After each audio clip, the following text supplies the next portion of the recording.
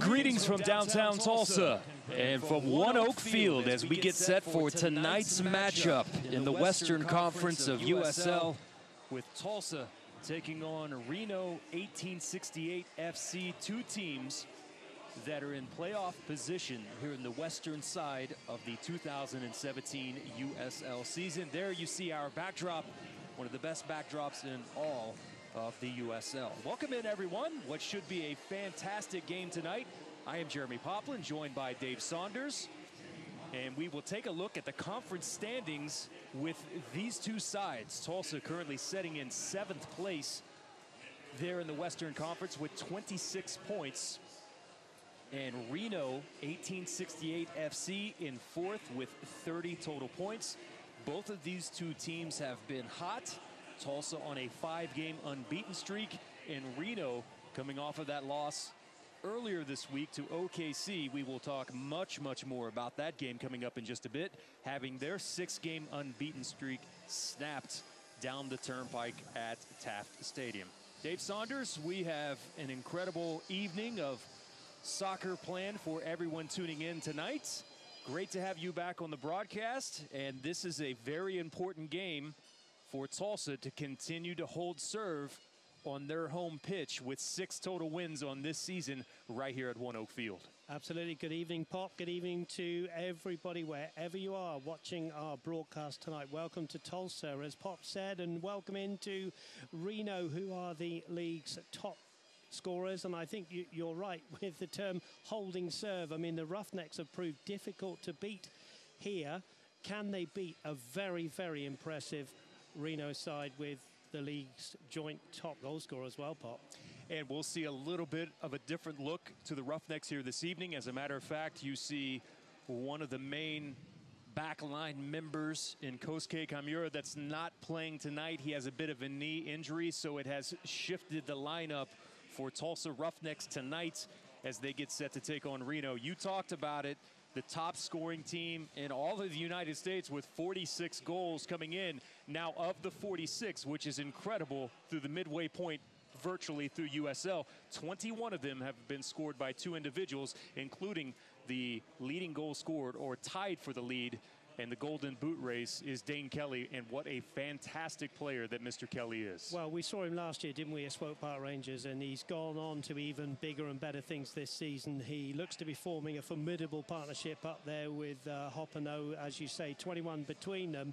And, you know, don't forget, they had that 9-0 win against Los Dos as well earlier on the season. They put 4 past the aforementioned Swope Park Rangers at Swope Park. No mean feat. This is a tough nut to crack tonight. Can the Roughnecks prove to be up to it tonight? This will be the final game on this Midwest road trip that Reno has had. It's a week-long trip, and we'll talk about that loss they had to OKC when we come back on the opposite side of the break. Tulsa, in this 5-game unbeaten streak, has played the best team in the USL, at least in the western side, with SLC, the Monarchs, and each time have not conceded a goal. We'll take a timeout, and we'll come back with more on Tulsa Roughnecks soccer.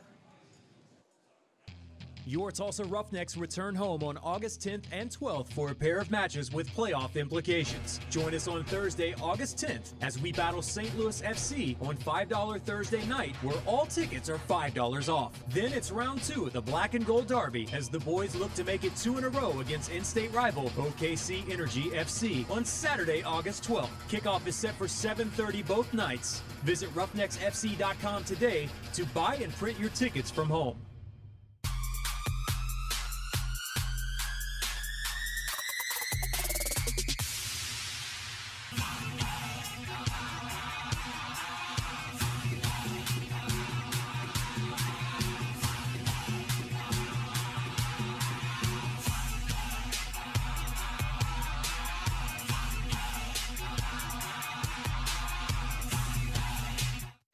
Your Tulsa Roughnecks return home on August 10th and 12th for a pair of matches with playoff implications. Join us on Thursday, August 10th as we battle St. Louis FC on $5 Thursday night, where all tickets are $5 off. Then it's round 2 of the Black and Gold Derby as the boys look to make it 2 in a row against in-state rival OKC Energy FC on Saturday, August 12th. Kickoff is set for 7:30 both nights. Visit roughnecksfc.com today to buy and print your tickets from home.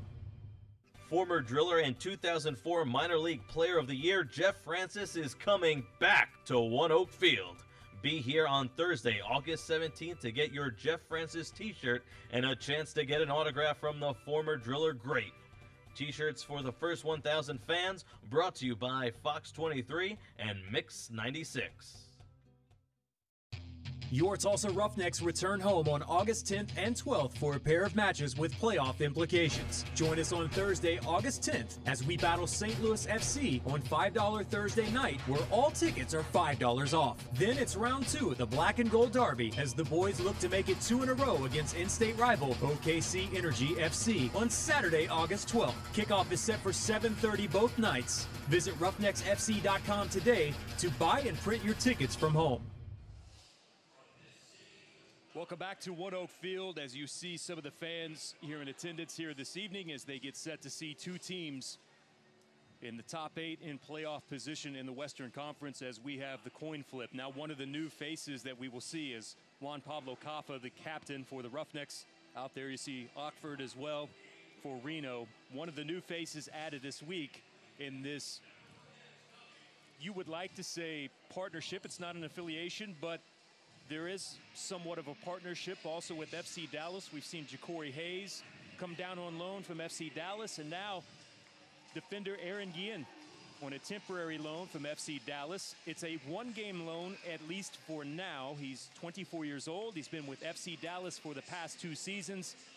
This year, Dave, he's made 6 appearances in the MLS, including 4 starts, and has played 373 minutes. He's from Florida Gulf Coast University, so he's very familiar with Dunk City and was named the 2015 Atlantic Sun Conference Defender of the Year following his senior season. So with some new faces here in the lineup tonight, and you wonder how that messes with a back line that has really been rounding into form over the past couple of weeks. And Coach Vaudril said at the start of the year, we want to average giving up about a goal a game. That has whittled its way down to 1.5 right now. So they still have some work to do. But you would agree, a much, much better performance over the past 5 to 7 games defensively than what we saw in the early going. Oh, absolutely. I mean, the 0-0 draw against, what was it, the league leaders or the second place team, RLC, was just a great point on the road.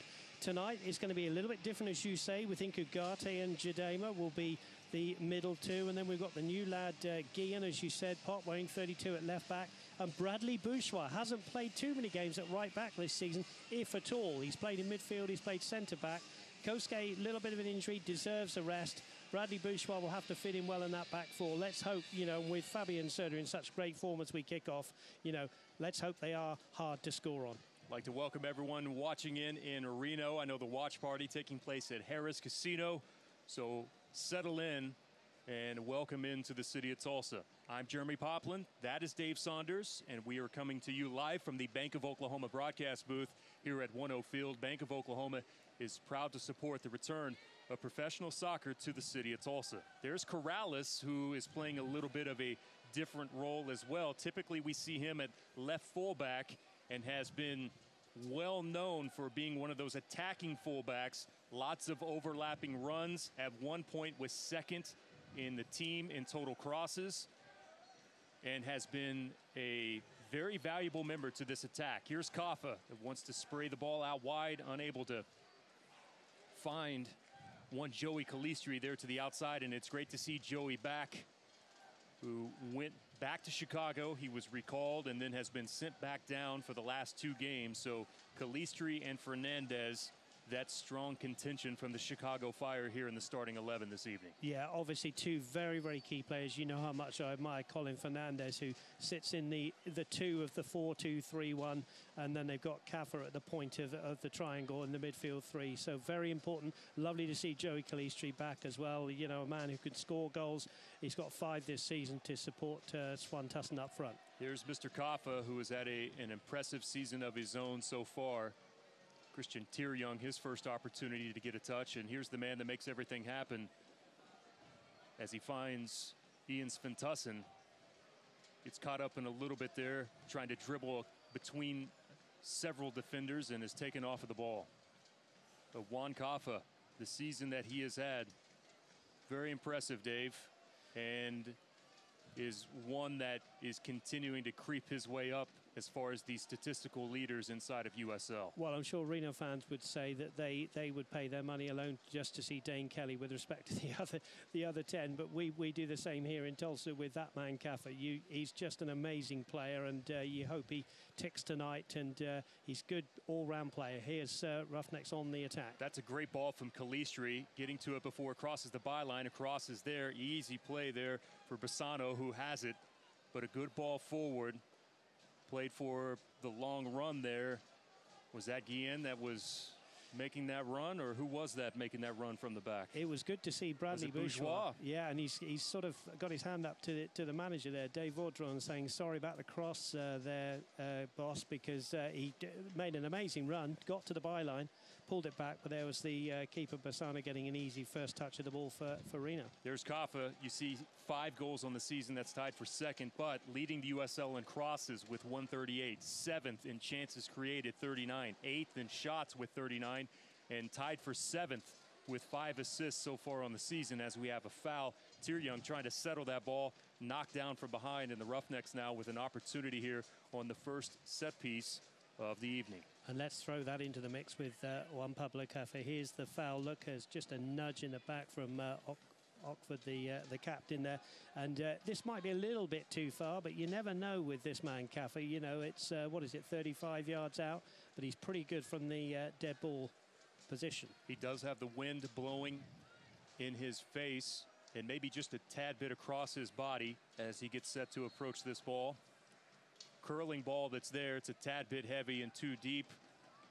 Takes one bounce and over the byline, and 4 minutes in, still scoreless here between these two. And it's important tonight that we keep an eye on not just Dane Kelly, but someone else that's been far too important for Reno, and that has been Popino, because what he has provided as well, the former Philadelphia Union member, has been extremely impressive. And if you give them just a little bit of an opportunity, when they get behind you, they will make you pay. Often is the case, isn't it, that you got your eyes on the main man, and there's somebody else there who's, I wouldn't say exactly living in his shadow. As you say, he's a very impressive forward from what I've seen. 7 goals this season, so it's a potent attack force they've got in this 4-4-2 formation. As a matter of fact, here's Kelly cutting to the outside of Jadama. Kelly now, ball crosses, will trickle directly across the 6-yard box. No one there to the opposite side, and Bourgeois will send forward looking for Calistri. Calistri unable to come away with that ball. Reno electing to hold possession here. This is, as Coach Vaudril says, one of the hardest working teams that you'll see in the entire league. Good ball played in, looking for Kelly. Kelly now brings the ball down, shields it, plays it back outside the box, and Reno will elect to reset the offense.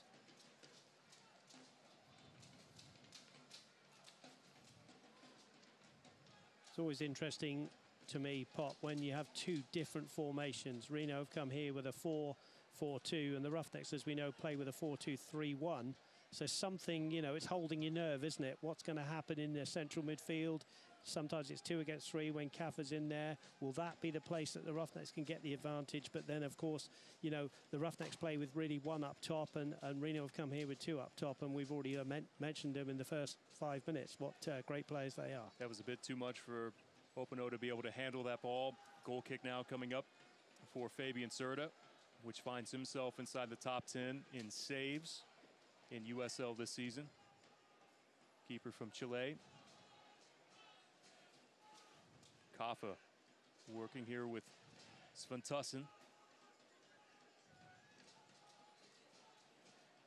Guillen with Corrales. Corrales with the ball still on his foot, has several options here. Good vision there from Corrales as Fernandez. Fancy spin move inside the box, taken down right there from behind, and the referee. Whoa. Wow. Not too sure about that. Colin Fernandez is extremely upset. From our point of view, it looked like that he was just chopped down from behind, and maybe we will have an opportunity to see that on the replay. Well, I can tell you, Colin Fernandez is a very honest player, and I have to say, with the naked eye, I did honestly think that was a penalty. I thought the referee was going to point to the spot, but he gave the free kick the other way, which can only mean that he thought the player dived. Here it is. Well, there was a foot across. Colin went over. Make your mind up time at home.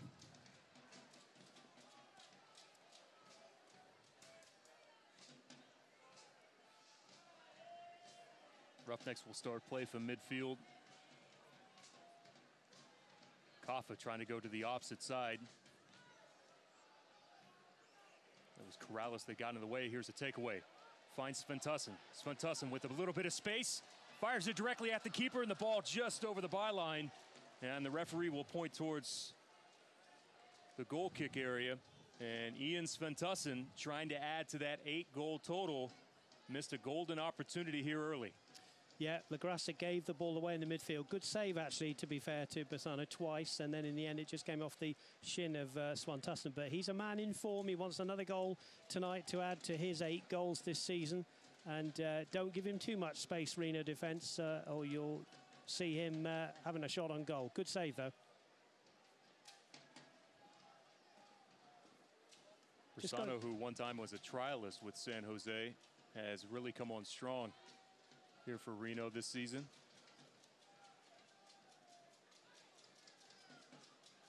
Just going back to the penalty shout there, not so much to talk about the penalty shout, but a good build-up. First of all, it was Corrales just before then in the central 2 there with Colin Fernandez, and then Colin Fernandez himself finding some space just slightly left of centre as the Roughnecks attacks. The good signs for them, and that's one of the differences with the 2 formations, is that the Roughnecks can push another man into the midfield and have 3 in there against Reno's 2. Here's Ian. First touch fails him on this opportunity. Taken away from him. Now Kelly plays it to the outside. Some space there for Felipe. Niederhauser finds LaGrassa.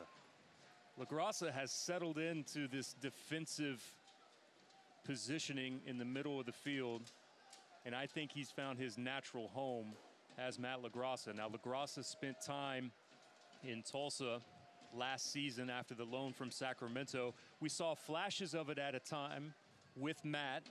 I felt like still a very young player and maybe a little bit out of position at the time. Here's a great ball that's played in. Contact there.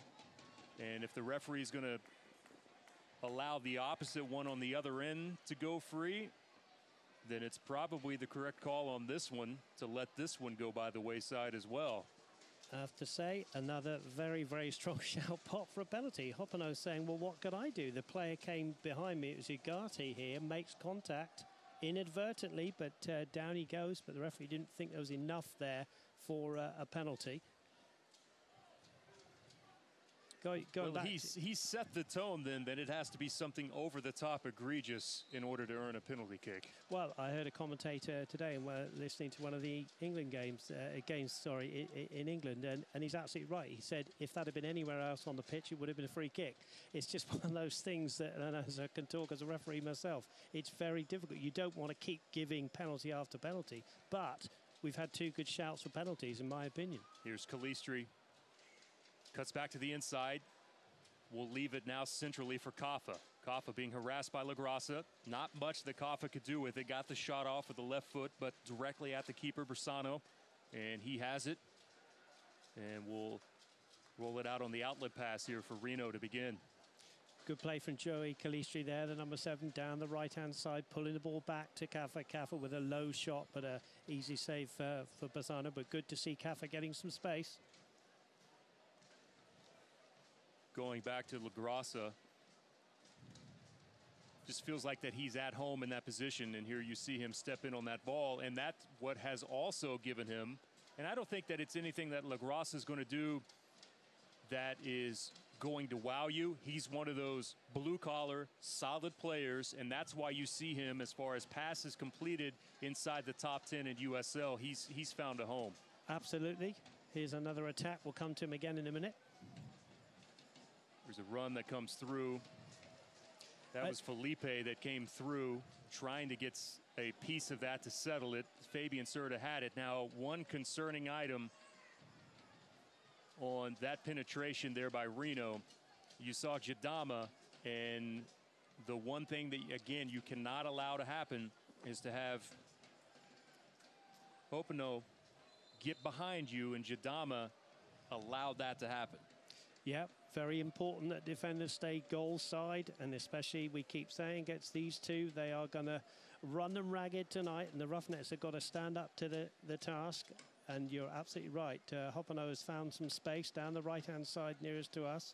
Just going back to LaGrassa, you know, we talk about the strikers who get all the plaudits because of the goals, but we often say it's those hard workers in the midfield, the people like Colin Fernandez for, you know, the Roughnecks. LaGrassa does the same. You're right. He's found what we think to be his best position. Credit the Roughnecks, they had him on loan for 4 games, and then he went to Paul Buckle's Sacramento, and they worked on him, and he seems to have found a really good home at Reno. I'm sure the fans of Reno listening in value him as a player and as a good all-round guy as well.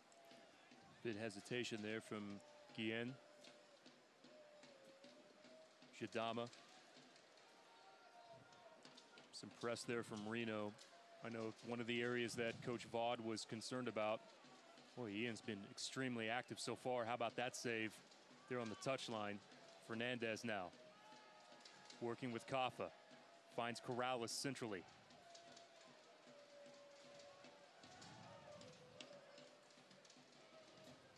George square to Katha. Pressure coming from behind. Guillen out to the outside. Left-footed ball swings inside the box, headed away. And Dane Kelly coming back to receive that one. Ball somehow stayed in. Good to see Guillen getting up the left-hand side. First time, really, and it's almost like a free cross for the left-back, isn't it? When you get that advanced, you know, and the midfielder doesn't go with you. It's like a free ball in, but it was easily defended by Reno. But good to see Guillen doing exactly what David Vaudreuil wants his left and right backs to do, which is play almost...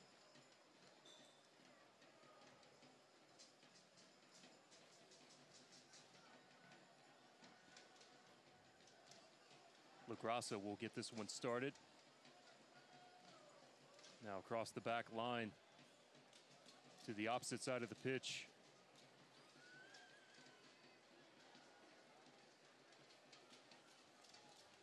A little bit of a higher press than we have seen, especially early, from the Roughnecks here this evening.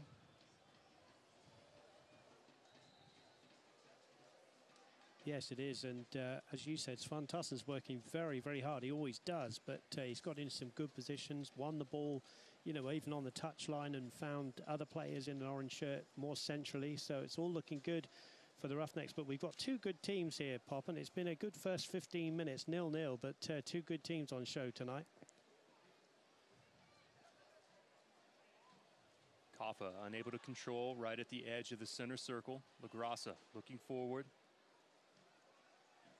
Leaves that one through on the run. Contact there, a shot, and Serta had to come quickly into action to keep Reno off of the board. And it was a good save and a test here in the 16th minute against Fabian Serta. Yeah, very fine save from Fabian Serta there. There was a shout just before that for the penalty. I think there's Bouchois coming in the back of the play here that we play on. And there, I think the shot was from Umfeka, and it was a great save from Fabian Serta, and he's proved again he really is Dave Vaudreuil's #1 choice. Here's the corner. Serta watches this one hit the top of the crossbar, and skip across the line. Weehan wishes he had that one back. Weehan has been so impressive for Reno 1868 FC. Mid-season Rookie of the Year in USL.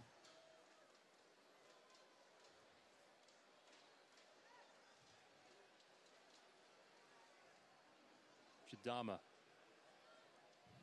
Nice move there from Colin Fernandez to create some space. Here's Tyrion.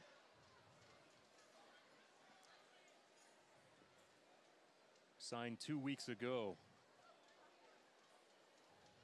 Was Tyrion playing for the Cosmos B team. Here's Sventusson. Calistri leaves off. Up off the back line is Bourgeois. Nice group effort there from the back line to knock that ball down from Bourgeois. Tulsa will now build its way back centrally now. Tyrion turns, fires. That one is well off of frame. And a goal kick now in the 18th minute. Going back to the Bradley Bourgeois chance, that is what you get when you have the overlapping right or left back. You get the extra man in there, and it's a beautiful layoff from Calistri there. And Bourgeois couldn't hit it first time, and defender, to be fair, came across with some good cover. But that's what you get with the attacking left and right backs. Well played, the Roughnecks. By the way, the weather here today, currently at 91. And the official weather forecast is brought to you by the News on 6 meteorologist Travis Meyer with your Oklahoma weather specialists.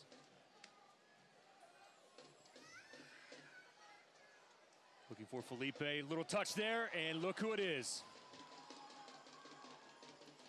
It's Opino, and he is added to his total, and Reno strikes early. Thank is Felipe, because that was a fantastic touch. Look at this, over the top of the bay. Look at this touch here, Pop. That makes the goal, puts it on a plate for the Frenchman. 8 goals for him, but what an assist from Felipe. Great, great move. And Reno go into the lead, 1-0. Opino with another finish, 8th goal of the season for him. And you mentioned it, just a brilliant ball on the second effort from Felipe. And that's what makes Reno the hardest working team in USL, according to Dave Vaudreuil. Well, he said it, they are hard working, and Felipe wasn't going to give that one up. You know, okay, you might question the marking of the goal score. Here it is again, look, but look at this touch here, which drew Chidama across, and Ugarte was just a yard behind Opino, the number 29. He gets his goal, and it's 1-0 Reno.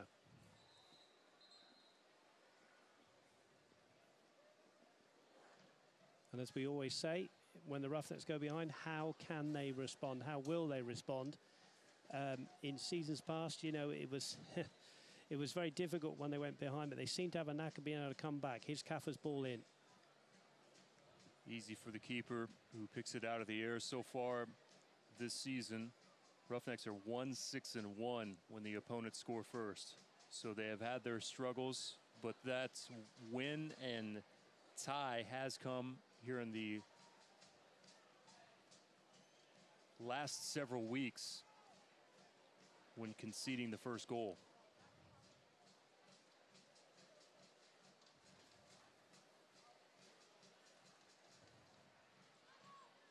LaGrassa finds Felipe.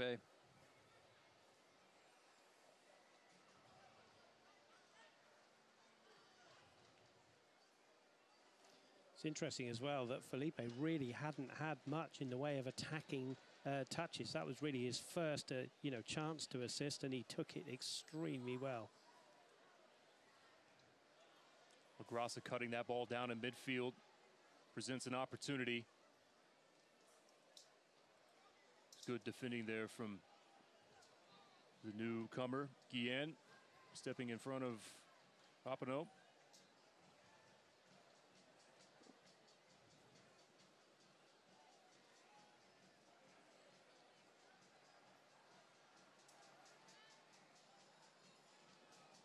What's impressed me about 1868 as well, Pop, is that they attack together and they defend together. Easy thing to say, not an easy thing to do. Chidama has a go from the outside. That one smashes, I believe that's into Ockford. I think he felt that, yeah. And he immediately, that ball skied into the air, about 20 yards into the air.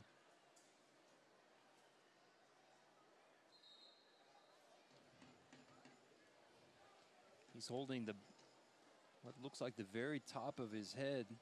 And as we know these days, has to be checked out. There's Jimmy Ockford, felt that.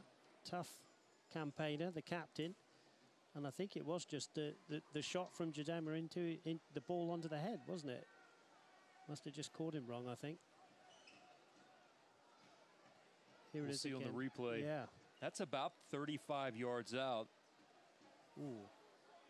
That's not the tradition. Yeah, immediately look, hands to the head. It's one of those that, well, you know, as a central defender, my friend, if you catch it wrong, it hurts. And even with these modern balls that aren't like the laced up leather ones that we used to play with, you know, that it hurts, and he caught that wrong. Those cinder blocks.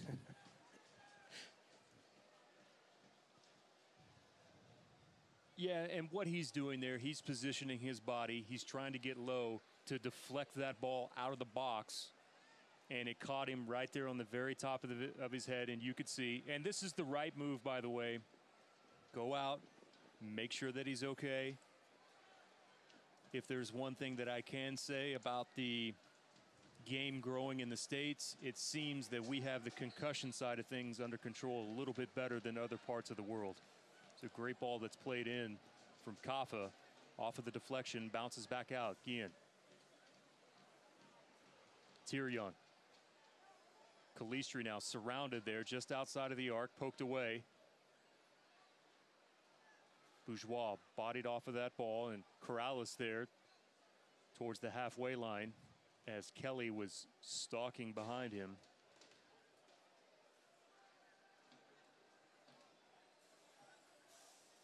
No, you're right about the concussion thing. Ockford's okay, by the way. He's back on. You could see him shouting at his defence, do not concede while I'm off the field. Ugarte's ball. Not a very good clearance at all. Jadama's there with Sventusson. Sventusson battling Ockford, who just got welcomed back on. Poked it away over the touchline, and now a throw in for Tulsa. Finds Colin Fernandez.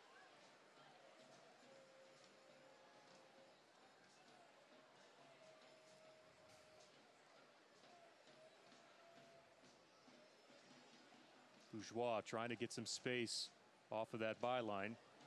That one clinks off the top of the crossbar. The assistant is there directly on the line. His flag is up.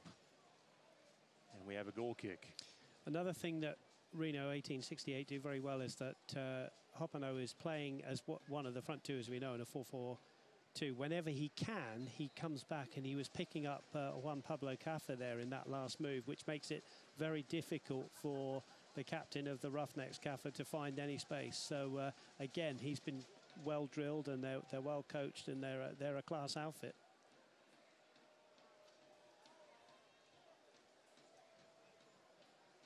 Corrales centrally has that one knocked away from behind Ugarte. Ball somehow still came free. Leaves it from behind and smashes into the net. And there's that man, Dane Kelly, has put Reno on the board with goal number 2. So both leading scorers have a goal here in the first 26 minutes for Reno 1868 FC, and now find themselves with a 2-0 lead here in Tulsa. Sheer determination here. Look, Ugarte is getting thrown all over the place, and Feka here, really good play, pulls the ball back, but again, they're not done here. Across comes Guillen, he can't stop it, and there's Dane Kelly, and you can't leave a man like him free, 7 yards out pop, and he gets his, 15th of the season. Both of the front two have got goals for Reno.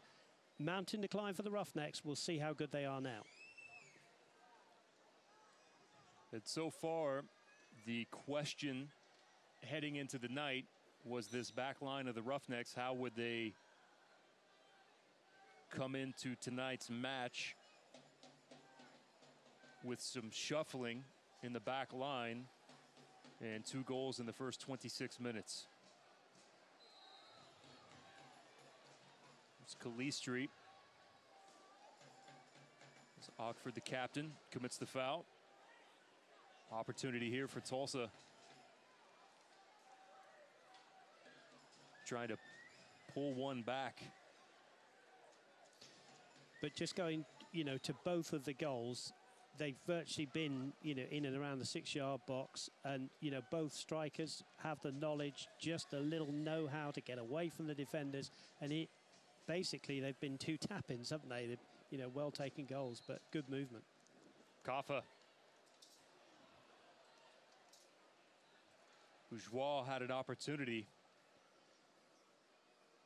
I just wonder here if Bourgeois had a better shout from Jadema. Well, Jadema puts his thumb up, whether Jadema would have had a better chance with a header here. Here's the ball in from Katha. Here's Bourgeois' boot, and Jadema maybe stooping, could have got a better header on that one. Maybe just lack of communication there. Jadama not calling for that ball.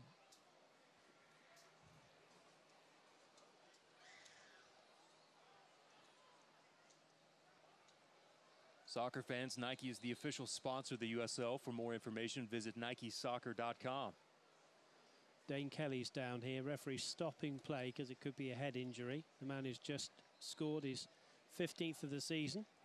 So there'll be a little bit of time added on at the end of the first half. But it's how the Roughnecks respond now. It's Dave Vaudreuil gets a little chance here to speak to his captain, who takes a drink. And there's Dane Kelly. It looks like a neck-shoulder injury. We hope he's going to be okay. Dane Kelly not only leading the league with 15 goals, but also 74 shots on the season. And, you watch film of his goals. I mean, they're not all goals like tonight, are they? I mean, there's run-ins on goals. There's shots from outside the box. I mean, he's a great all-round striker, isn't he?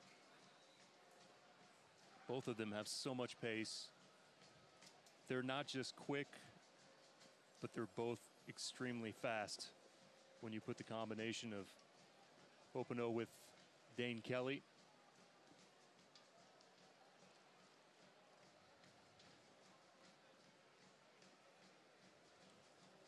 And I think one of the keys of the game that so far Tulsa has not lived up to the bill is you cannot be casual around either one of those members.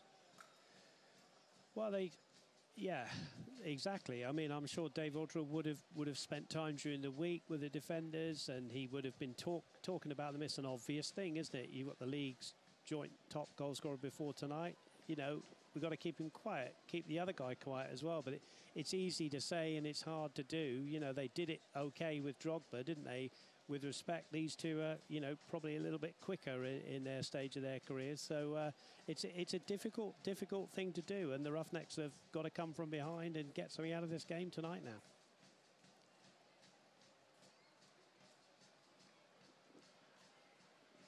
And Fabian Soda made a fine save at 0-0 just before the first goal, and he couldn't have done anything about the 2 goals. Soda's ball forward. Knocked down by Reno. Quick on the counter is Reno. Here's Felipe.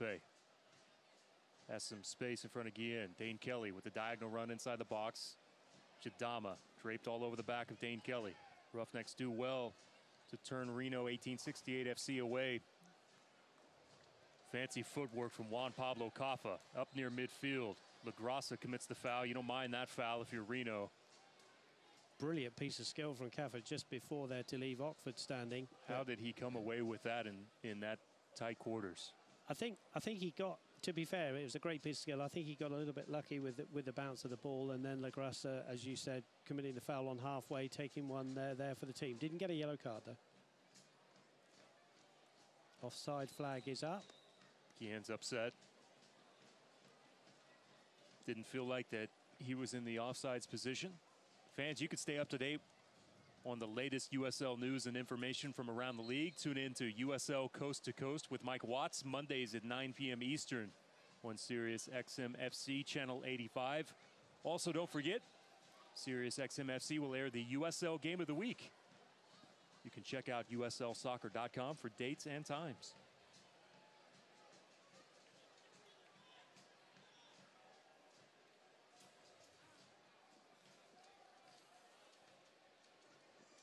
Katha with another display of brilliance from him. Bourgeois, one touch forward, taken away there from Feka. Here's Dane Kelly, spins away from Guillen. It's Felipe to the outside.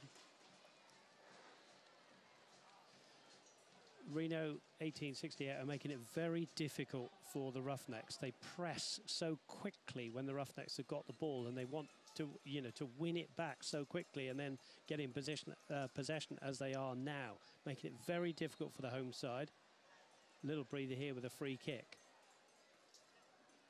How's the battle at mid been so far for you? That's one area that Coach Vaudreuil was upset about, that at one point in Reno, the Roughnecks had almost decided to play with 6 in the midfield, and Reno was still dominating them there in the second half. I think just recently, there's a long ball over the top looking for Ian, but it's not going to reach him, go harmlessly away for a goal kick.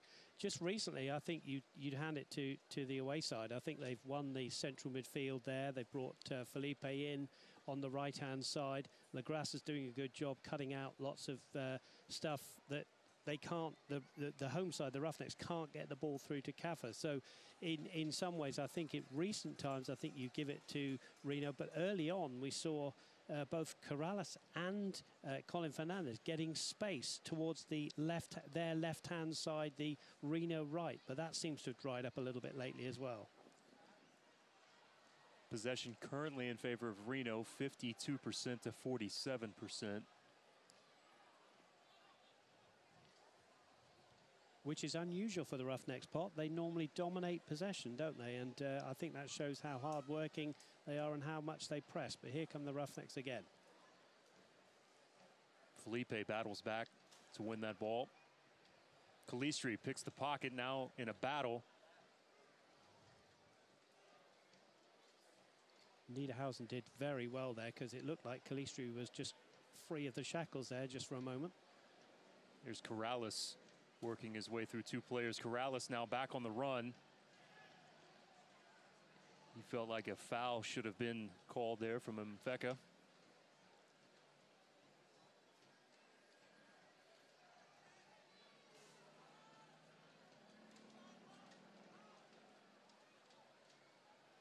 And again, that easily cut out, wasn't it, by Weehan there. Dane Kelly from the touchline. Jadama just was able to poke that one free. See how quickly Reno win this ball back, Pop. They're all over the place. They're all over the orange shirts, winning about. They just don't like not having the ball.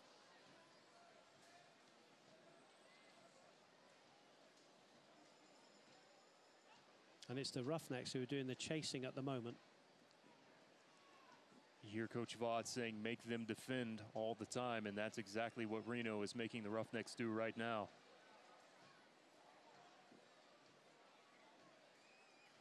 Good ball there from Katha. Sventusson just couldn't get that touch on it on the dead run. Would have been interesting if he could have. Great ball from Katha. Well, that's what Katha can do, isn't it? He can suddenly produce a ball like that, and away Sventusson could have been. Was a bad first touch by his standards, and the danger averted from the Reno point of view.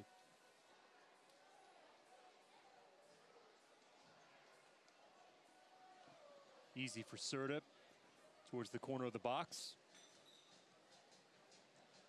Court Furniture Rental has played a key role in making the Roughnecks players feel at home when they're not on the pitch. Court Furniture Rental. There when you want it and gone when you don't.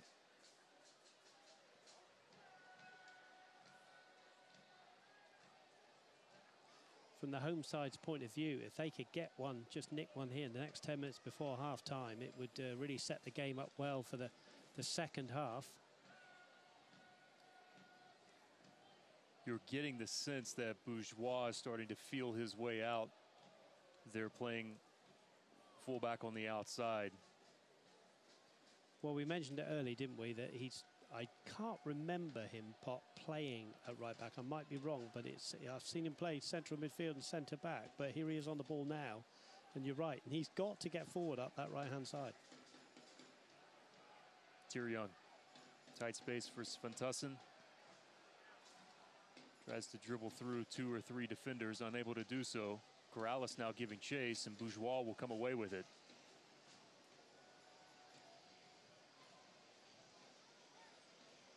Long floating ball into the box that Reno will let trickle over the touchline for a throw in here in the 37th minute.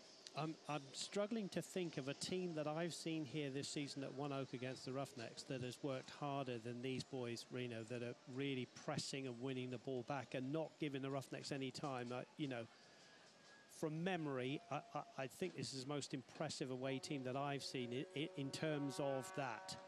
Simply possession and pressing.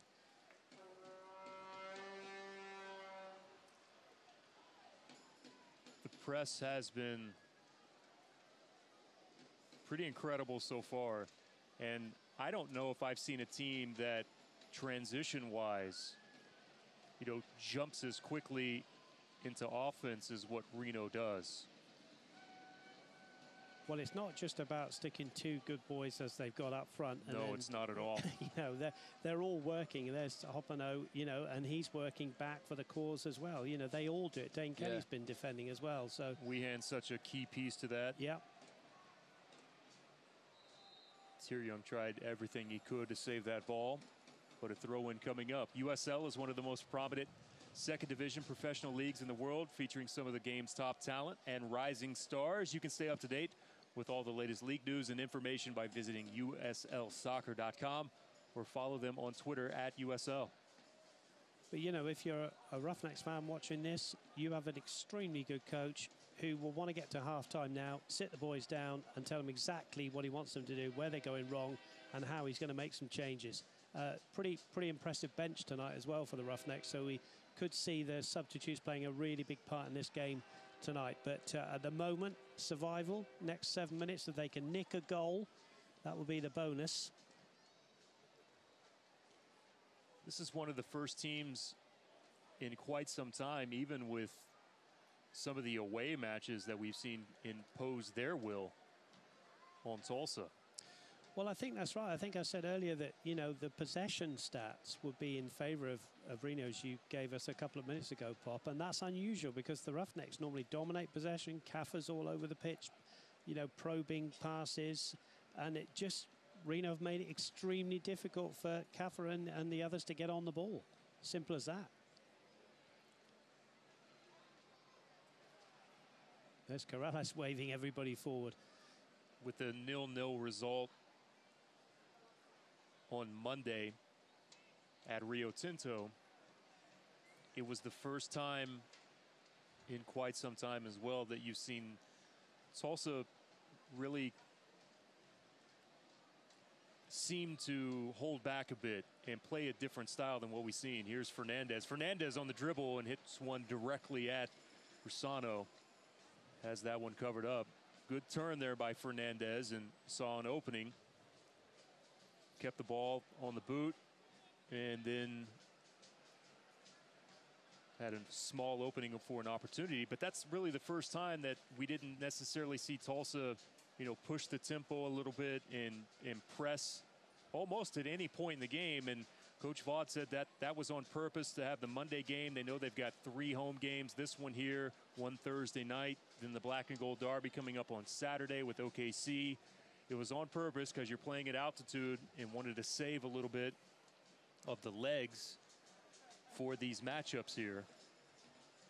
And he said that was a golden opportunity as well to not only play that way, but for us to be more comfortable in playing that, because if we make it to the playoffs and we have to go on a road at altitude with a place like Rio Tinto or going back to Reno or even Colorado, there is probably a good chance that that style of play is what is going to be most successful for us. Every game is a learning experience, isn't it? You don't know what's around the corner. You don't know where you're going to finish up. But, you know, he'll be making notes, Dave Vaudreuil. We know that. He's a top-class coach.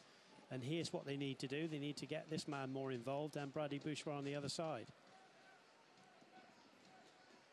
Katha now square, finds Fernandez. Grasa guilty. Going back to that last chance where Fernandez got some room and had a shot, That's one of the ways that you can get to Reno, isn't it? You can run at their defence. There's the foul by Lagrassa, who's tenacious in the midfield against Colin Fernandez, just caught the back of his leg. And that's one of the places that you can get to Reno. Katha may well, Pop, be having a go here. Two-man wall for Katha. Felipe using that big frame to get to that. I was just going to say, he chose one of the biggest Reno players to get over the top, didn't he? Here's Tyr-Young. Will track this one down. Immediately turns and faces up in the corner of the 18. Tyr-Young trying to turn against Mfeka and was unable to do so. Good slide there from Fernandez. Now can Katha get there in time? Saves it from being a goal kick and will give up the throw here in the deep corner. I think Rivas is going to play a big part tonight. He's on the bench. Number 11, we know he's a great player, and I think he'll come into that front three, possibly at half-time, possibly, you know, 10 or 15 minutes into the second. I don't think Coach Vodds will leave it too long if it's 2-0 at half-time to make changes, Pop. Well, if there's one thing that we know, Coach Vodds is not happy with this first half by any means.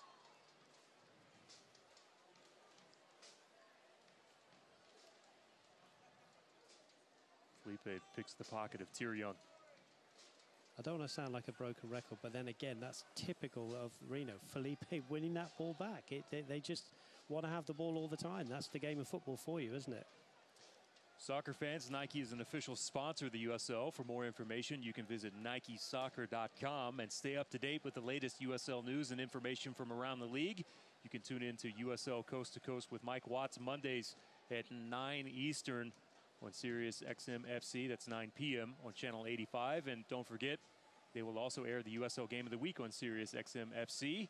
You can check USLsoccer.com for dates and times. And the USL continues to grow, doesn't it? We've got a longer season next season, my friend, haven't we? Starting a little bit earlier, mid-March instead of late March. Welcoming in a handful of new franchises. What, I believe 34 games now for the regular season. 17 homes, I think is right, yeah. The game of soccer continues to grow in the world, but particularly here in the USA.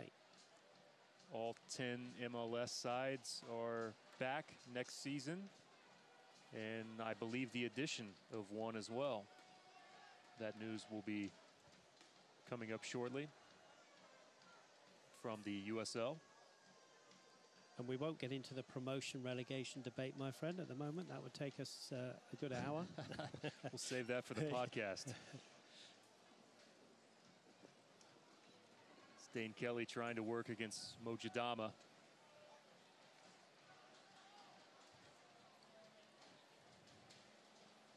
That's a bad ball.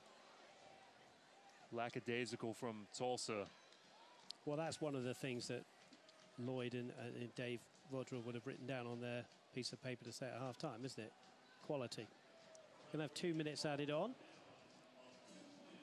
If the Roughnecks could nick a goal here, it would really set it up for the second half. Not that it's going to be, you know, don't go away. 2-0, as we know, is a dangerous lead, but you have to say Reno have been very impressive in this first half.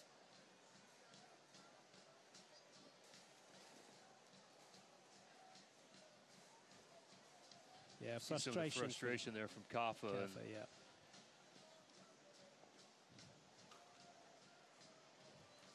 Depending on the ref, that could have been a yellow. Yeah, if he'd taken, is it Dave Irvin over there behind that sign? I think, or the fourth official, it could have been a yellow. You're Dane right. Kelly upset with himself.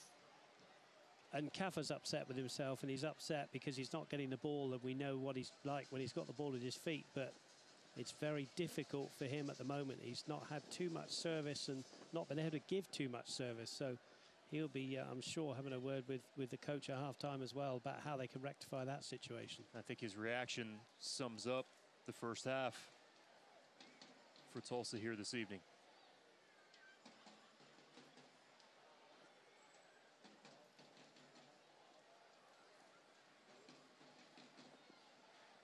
Good fight there from Ian leading goal scorer.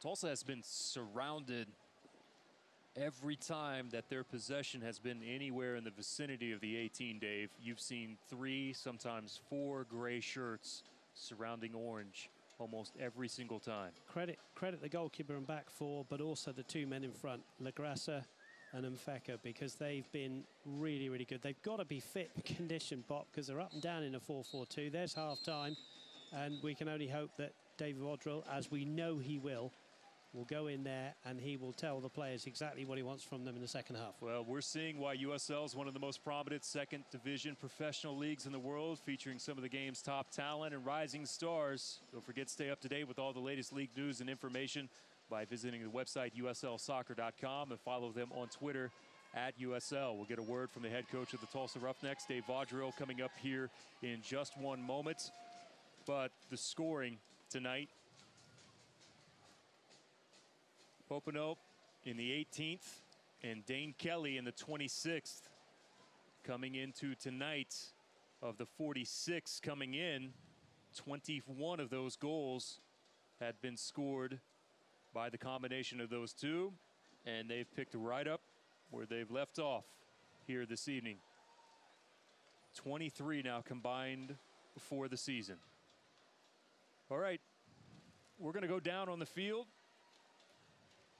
to Justin Gorski, who will have the head coach of the Tulsa Roughnecks standing by, Dave Wadrill. Justin, take it away.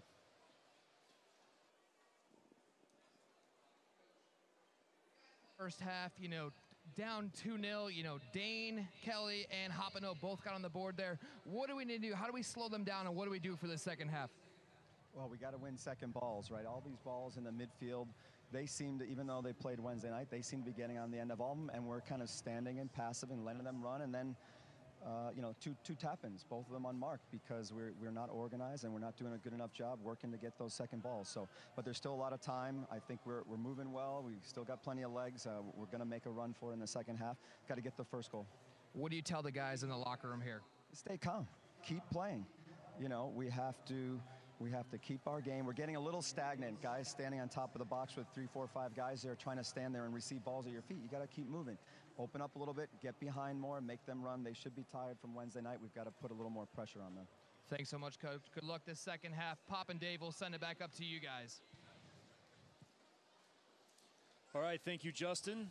You hear the comments from Dave Wadrill saying the Roughnecks look stagnant standing at the top of the box, and Reno looks like the much fresher team even though they played on Wednesday. We'll take a timeout as we get set for our halftime show. Roughnecks trailing 2-0 here tonight to Reno 1868 FC. This is Tulsa Roughnecks Soccer. Definition on YouTube. Connect with the USL YouTube channel today. Your Tulsa Roughnecks return home on August 10th and 12th for a pair of matches with playoff implications. Join us on Thursday, August 10th, as we battle St. Louis FC on $5 Thursday night, where all tickets are $5 off. Then it's round 2 of the Black and Gold Derby, as the boys look to make it 2 in a row against in-state rival OKC Energy FC on Saturday, August 12th. Kickoff is set for 7:30 both nights. Visit roughnecksfc.com today to buy and print your tickets from home.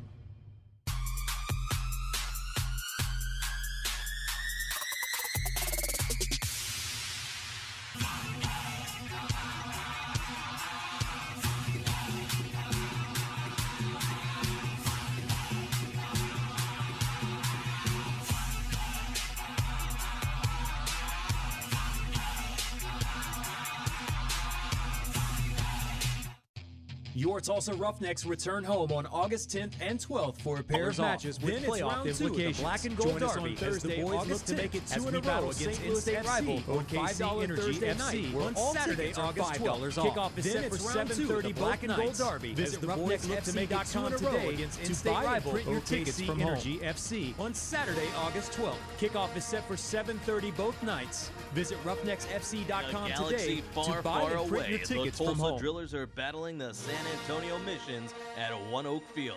On Friday, August 18th, our galaxy far away, the Tulsa Drillers are battling the San Antonio Missions, who will be available throughout the night for photos. On Friday, August 18th, our annual Star Wars night will feature everyone's special limited edition Star Wars available throughout the night for photos.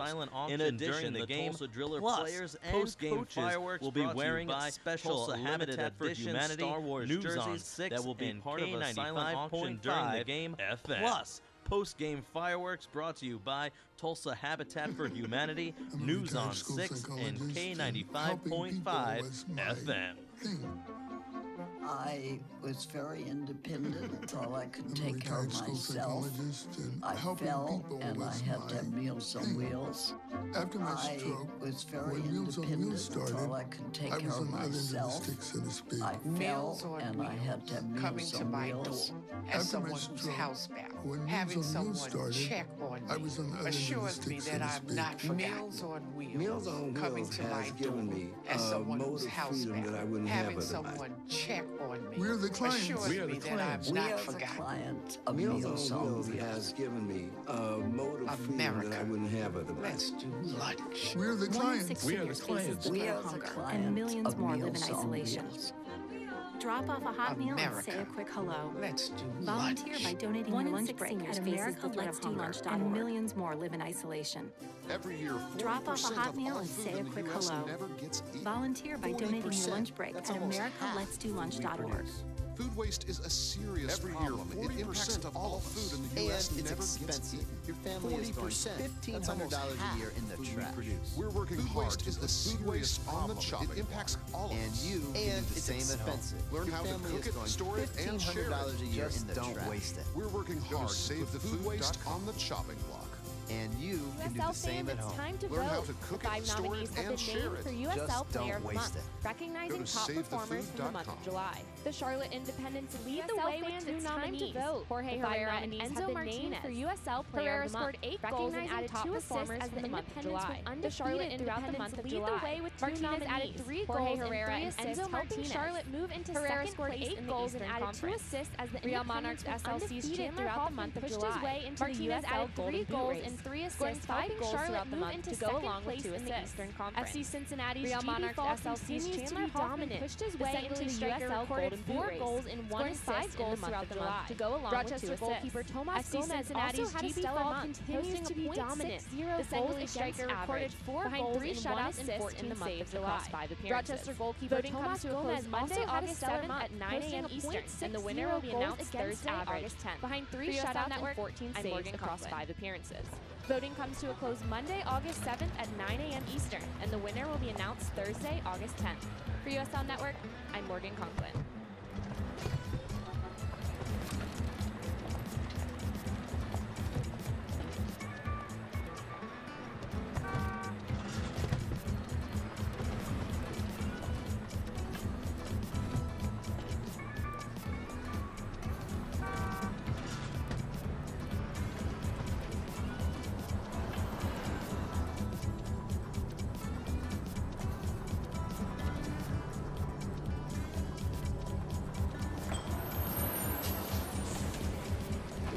It's a short ride from your neighborhood to your neighborhood. Find fun activities to do, like boating and biking, or camping and hiking. It's a short ride from your neighborhood to your find a neighborhood park or green space near you. Find visit activities to do, like boating and biking, They said or I have camping and trolls. hiking. That my voice Plus sounded much like more. a possessed baby dog. To find a That no neighborhood one would park ever or love green space someone near as you, stupid as visit me. discoverthefacts.org. Disgusting. They said I have The trolls. effect of That my bullying voice is sounded potent. like a We will no possessed longer baby be the dog. silent That no one majority. would ever love Now, someone when you as see stupid online as bullying, me. there's That I was something you fat, can do about ugly. it. We're going to take action. The effect of I am a bullying is witness. potent. I am We a will no witness. longer I am a be the witness. silent I am a majority. witness. Now, when you see and online so are bullying, you. there's something you can do about it. We're going to take action with the app. I am a witness. I am a witness. I am a witness. I am a witness. I am a witness, and so are you. In his debut. It's still free, and a shot, and a goal! Ball comes down, setting up the right to the back post, and Joshua in his debut.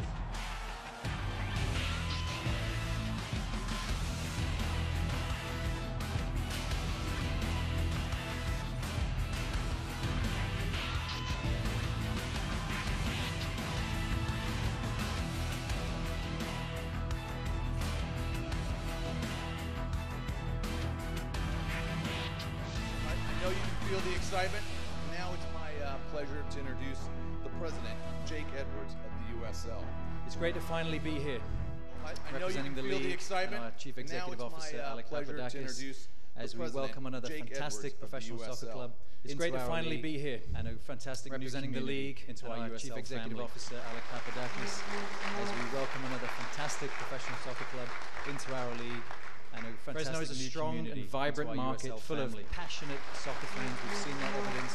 Ladies and gentlemen, it's my great pleasure on behalf of Katha and the Fresno is a strong and vibrant market full of passionate soccer fans. We've seen that evidence. Ladies and gentlemen, it's my great pleasure on behalf of Katha and the USL family to officially welcome Fresno into the USL for the 2018 season.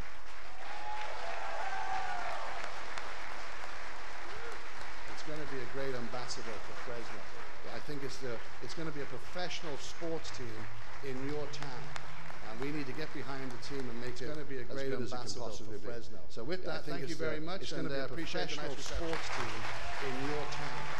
We quite a lot of time with the logo and the name and all those things that go into it. So with that, thank you very much, and we as a group made sure that we incorporated the city in the Central Valley. Quite a lot of time with the logo and the name and all those things that go into it.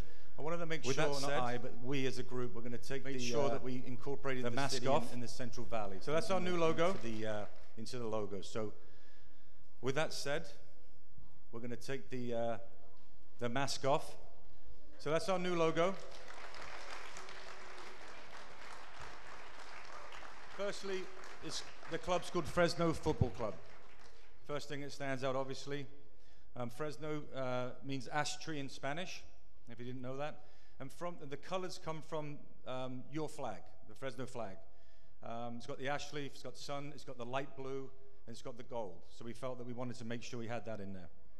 Okay? We added the crop lines for the agriculture in the area. And I think this emblem or this logo is something you'd be proud of. I really like it, and I hope you do too.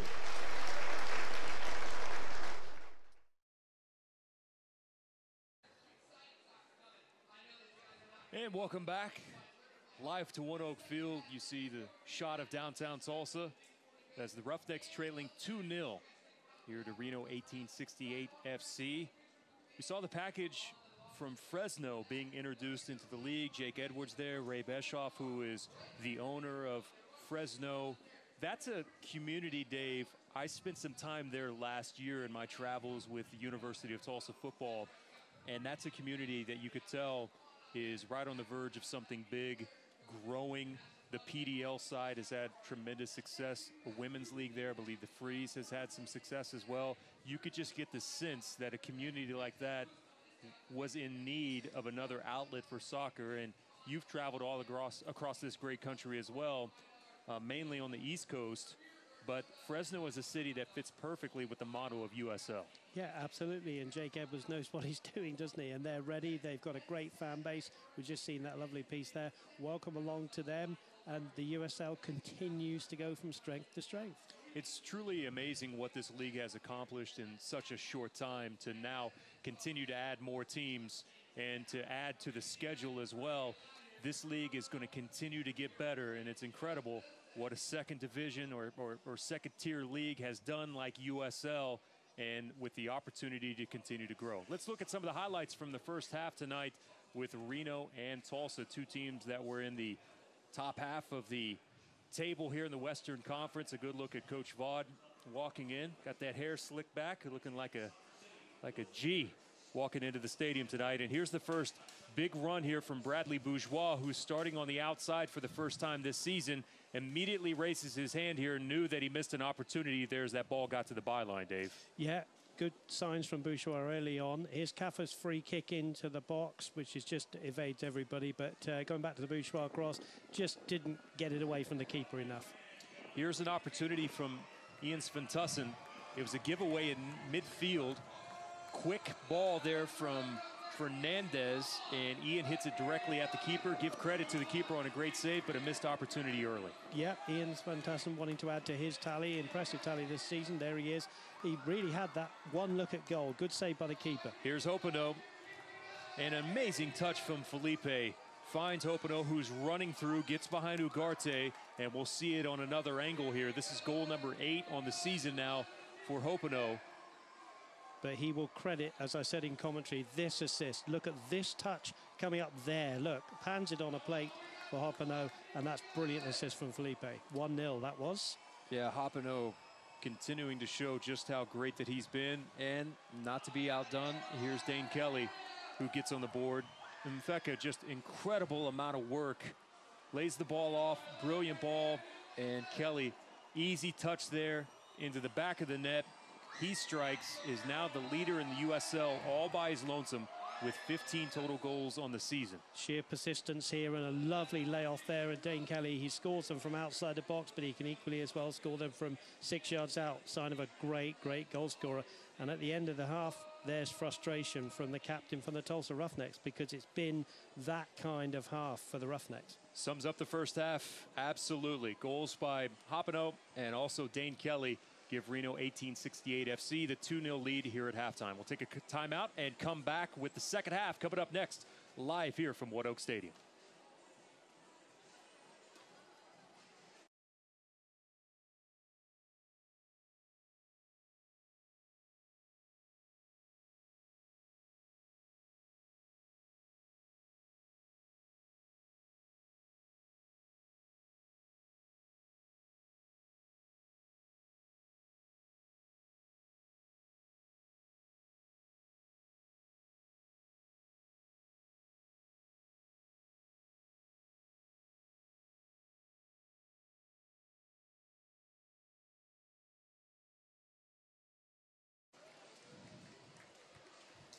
There you see the Pop and Vod show weekly on Facebook Live. It's a coach's show. We get 30 minutes to sit down with Dave Vaudreuil and talk a little USL soccer, primarily on the Roughnecks.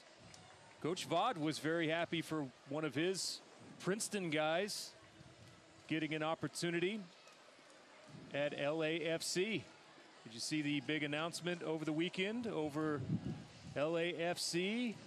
As we welcome in Mr. Bradley back into MLS. Quite the announcement, and that is a city that is ready for another MLS franchise. Of course, Vod has a very nice relationship with Coach Bradley. Very nice human being, and has been successful every single stop that he has been. We talked about that for about 5 minutes this week on the Coaches Show, the Pop and Vod Show on Facebook Live, and you can also find the Pop and Vod Pod on iTunes. And I think Mr. Vaudreuil will always be honest, won't he, Pop? Whenever you talk to him, he doesn't hide anything. He says it as it is. And he would have just said that to the team in the locker room. And we now hope for an improvement from the home side to make a really good game of this. If Reno get the next goal, you fear it would be totally over. If the Roughnecks get the next goal, we're in for a really exciting 45 minutes. There's Hopeno and Dane Kelly as Reno comes out for a bit of a warm-up. Mfeka was telling the cameraman to get back because they were going to sprint out of that formation. There's Coach Lloyd and Coach Vod making their way out of the tunnel here at ONEOK. And I'm sure that it was a stern message. You heard him right before halftime. Felt like that the Roughnecks were stagnant when they got the ball near the 18. We brought up that point. They were surrounded at that time by gray shirts. And also, in his opinion, felt like that the Roughnecks looked like the team that played on Wednesday night compared to Monday night. And the movement in and around the 6-yard box from the two strikers for Reno was outstanding. So here we go. Hold on to your hats and may the best team win. Back underway here at ONEOK. I'd like to thank everyone for tuning in this evening. Coming to you live from the Bank of Oklahoma broadcast booth. Bank of Oklahoma is proud to support the return of professional soccer here to the city of Tulsa.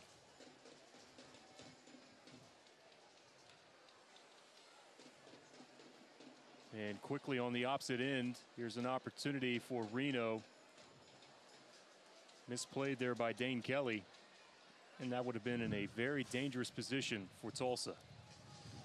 We talked about Matt LaGrassa in the first half, and he's just made a great tackle there. He's one of those unsung heroes. I'm sure the Reno fans see him play well week in, week out. He's just one of those players that breaks everything up in the midfield, and a great tackle there.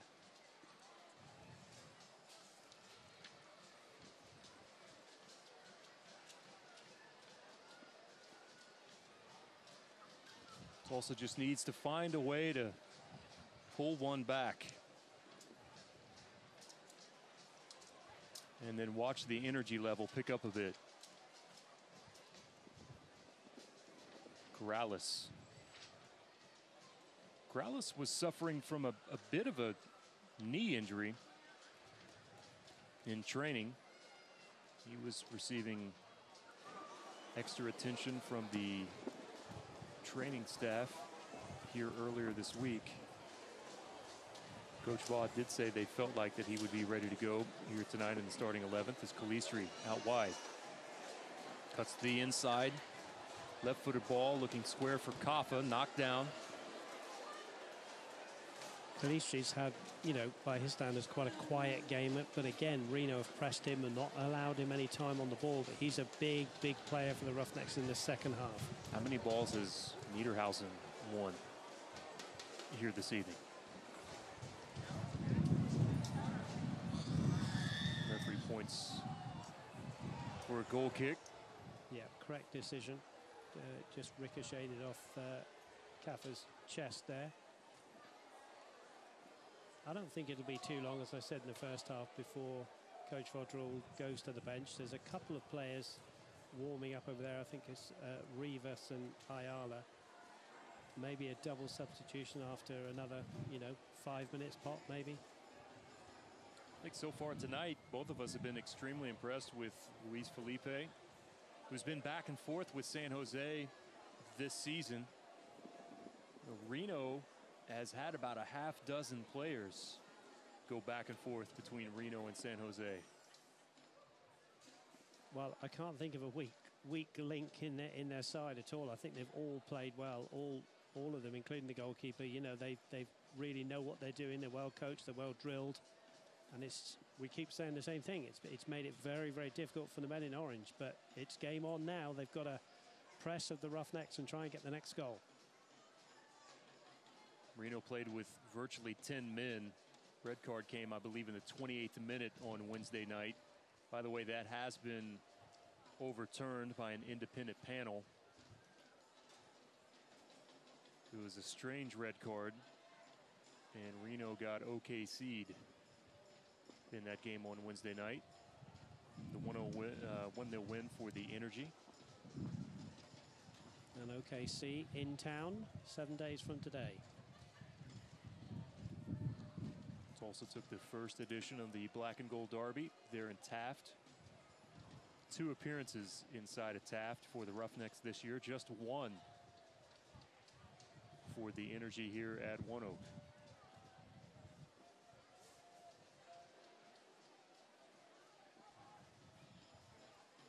Energy have just 1 win in their past 8 matches. It's a big one, though, against Reno. I was just going to say, it was they needed that, didn't they? By their, standards, they went on a bad run. Coming into tonight, still found themselves, though, in that final spot out west in the 8th spot. Here's Fernandez. A little bit of space for Colin. Colin's shot. Oh, wide. That's twice now that we've seen Colin keep possession of that ball on the dribble, and it's created 2 opportunities. I think I made a point in the first half that that's where you can get at this team, is going at them and dribbling at them, and this is a great opportunity here. Just drags it left foot. In fact, it's a little bit further wide than we first thought, but again, Katha was involved and they kept possession. That's so brilliant there from Fernandez in keeping that ball, because you saw it there on the replay. It caused just enough of an awkward moment from Ockford, whether to go and challenge Fernandez, but he knows that he can't, because then he's leaving it. I believe that was Ian there next to him, all by his lonesome. Just that one little bit of hesitation created that space that allowed Fernandez to push that one wide of the bar. You're absolutely right, and credit the Roughnecks. Katha's got a free kick here. Credit the Roughnecks because they've really come out and taken this, and this will be our first yellow card, and I think it's going to be to Felipe there for bringing down Katha. Left of centre, Pop, but we know what this man can do from the dead ball situation, so real opportunity here for Tulsa. And he will have the wind at his back. Oh, they tried to go early to catch Reno off guard. I think the referee was writing down the name of Felipe he wasn't. in the book. He was not finished writing yet. He was on about the L of Felipe. I don't even know if he had gotten to the F yet.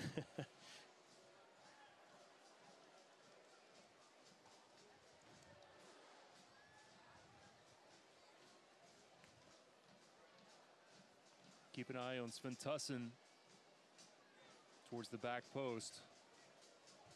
Ugarte there as well.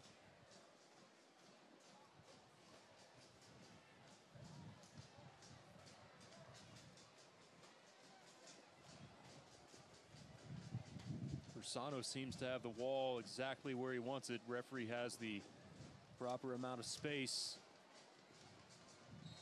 Here's Juan Pablo Katha. Shot directly in, it slams into the net. Are you kidding me? Juan Pablo Katha just froze the keeper right between the posts and pulls Tulsa back within one here in the 53rd. That shows the brilliance of the man, because you said it in commentary, and I'm absolutely with you. You said the keeper had the wall exactly where he wanted it. The setup was right. Katha finds the square inch of space to score the goal. That is an outstanding free kick. Here's the shot from our camera right by the goal. Look how close this is to the post. Side netting. That is perfection. Keeper, no chance. Game on, and I'm sure we'll get another angle in a minute. What a terrific goal from Juan Pablo Katha. The violinist of the viaduct strikes one more time. Goal number 6 on the season for Katha. And he seems to like this end of the field, doesn't he, in front of the roustabouts to score those spectacular free kicks, Bob. Well, now we'll see what Reno are made of. Because the Roughnecks have come out here, whatever Coach Vod said, and we know that he gives them a good talking to at half-time. 6 minutes gone in this second half, and it's been all Roughnecks so far. Here is the other angle. Look at that. That is perfection, my friend. Bourgeois' arms were up in the air the minute the ball left his boot. They must see it in training all the time. But you see the keeper, he just took 1/2 a step to the right, and Katha went to his left. That's fantastic.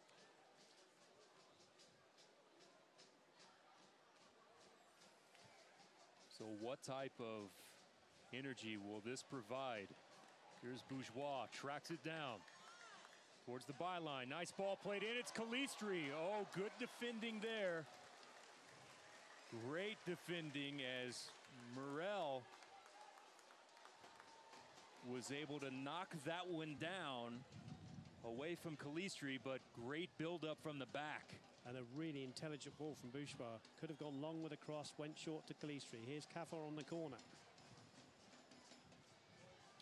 Left-footed in-swinger header. Out of the box. Bourgeois went in the air for that one. Corrales. Katha still on sides. Plays the ball back in. Sventusson got the touch on it. Still not out of the danger area yet. Fernandez settles to Corrales. Corrales' curling ball. Sventusson header!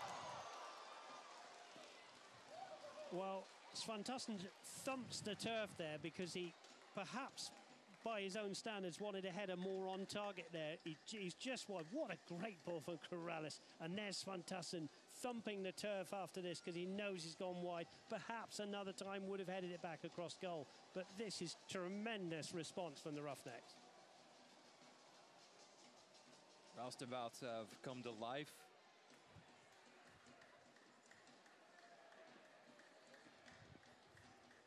Ursano plays that one. It's just a totally different game, isn't it, Pop? I mean, you know, we talk about the old cliche of a game of two halves sometimes, and this really is. The first half was all Reno, and this is at the moment all Roughnecks. Obviously they've got to keep the back door shut, but here they come again. Young. Poor touch from Colin Fernandez, and if Ugarte does not get a piece of that ball, Hopino could be 1v1 versus Serta. Yeah, Dane Kelly was annoyed with himself there, but credit the defender Ugarte there. As you say, got a piece of it, or Hopino was riding on Serta there. Now the Roughnecks are forcing Reno to give the ball away. That was just what the Roughnecks were doing in the first half.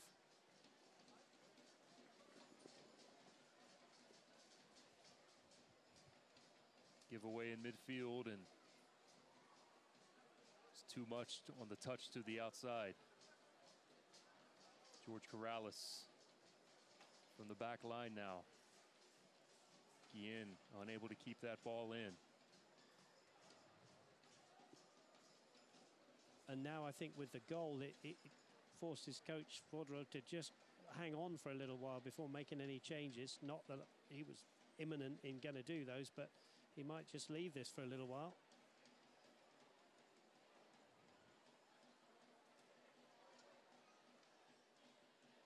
Ball played in. Hammered over the crossbar. Hopino, an opportunity. Both hands directly to the face. And it just takes that much space. Well, I've been impressed with Lindo Umfeka tonight. I mean, he's been brilliant in the midfield alongside Lagrassa, and he was the man that set up that chance there for Hopino. Katha. Brent Richards doing a great job.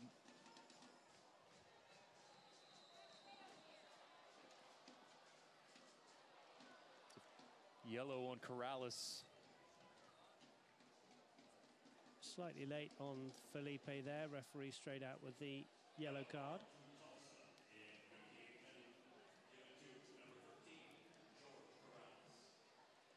By the way, Corrales was on accumulation warning heading into tonight, so that means Tulsa will be without his services on Thursday night.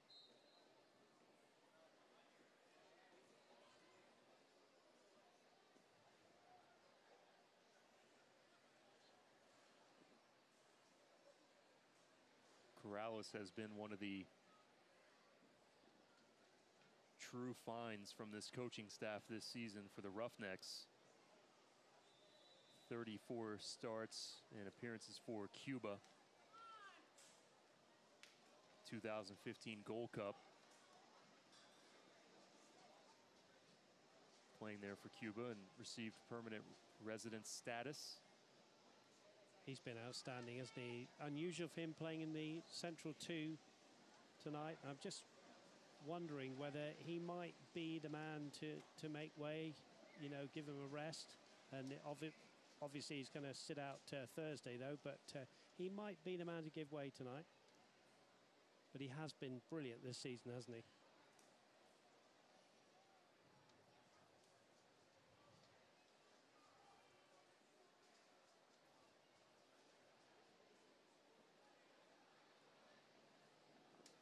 Roughnecks have been far more active here in the second half. Coach Vaught mentioned that they weren't winning many of those second touches there in the first half. Better so far here in the 60th minute in the second half.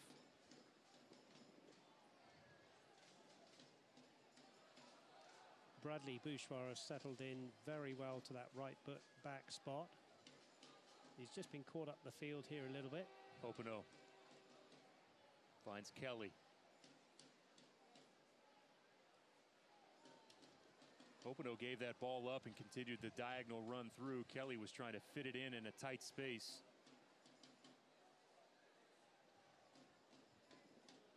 Here's Lagrassa playing in that defensive mid spot. Tracked down by Fernandez.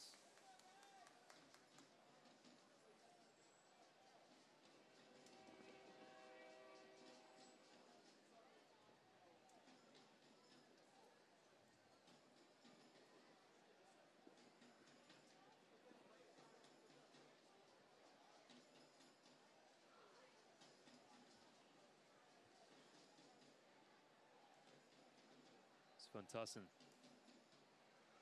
He's just surrounded. Calistri made that overlapping run. There just was not any room for Ian to force that ball through.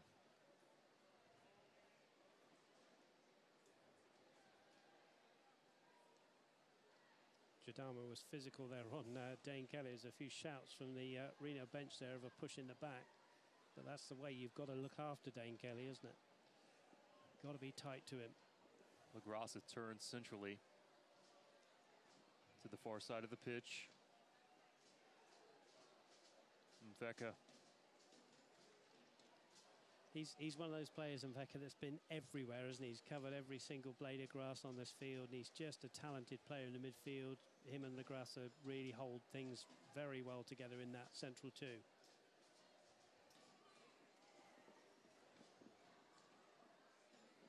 Corner now for Reno.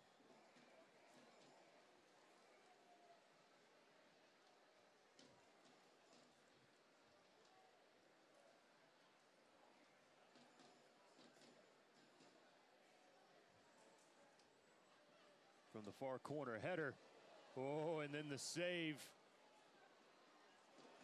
Was that Tier Young that was back? It was, Pop. Tier Young, an outstanding save on the line.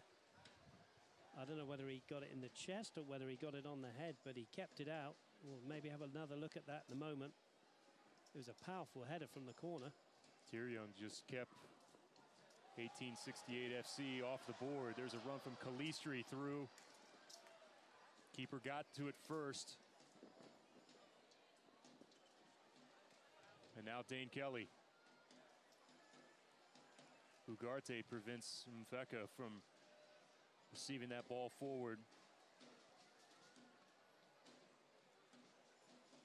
There's the defender Richards that was way up. Weehan pokes this one at Fabian Serta. Well, another thing that Reno do very well is that LaGrassa is the holding midfield player, even though it is a sort of 4-4-2, and Mveka can get up there and support the front two very well, and he did just that.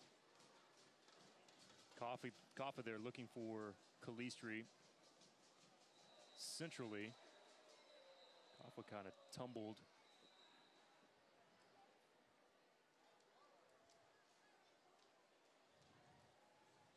Hoppano didn't like the fact that Katha ended up on top of his back there.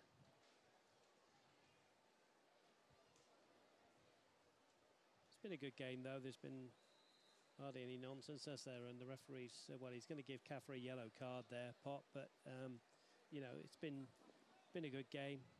Both sides have got on with playing the game in the right way. Referee tonight, Dual Jurcevic. Here's this header. Just off the top of the shoulder blade there from Tier Young on the save. A little wide-eyed from my partner here inside the booth. Well, the shoulder is considered to be part of the arm, so it could easily have been a red card if that you know had gone that way. But it was a brave block. You saw the reaction from the Reno players in the background. They had the almost same reaction that you did. I mean, I didn't see it the first time. I thought he'd headed it off the line with the naked eye, but in the replay there... well, that shows you the pace off the header. Yeah.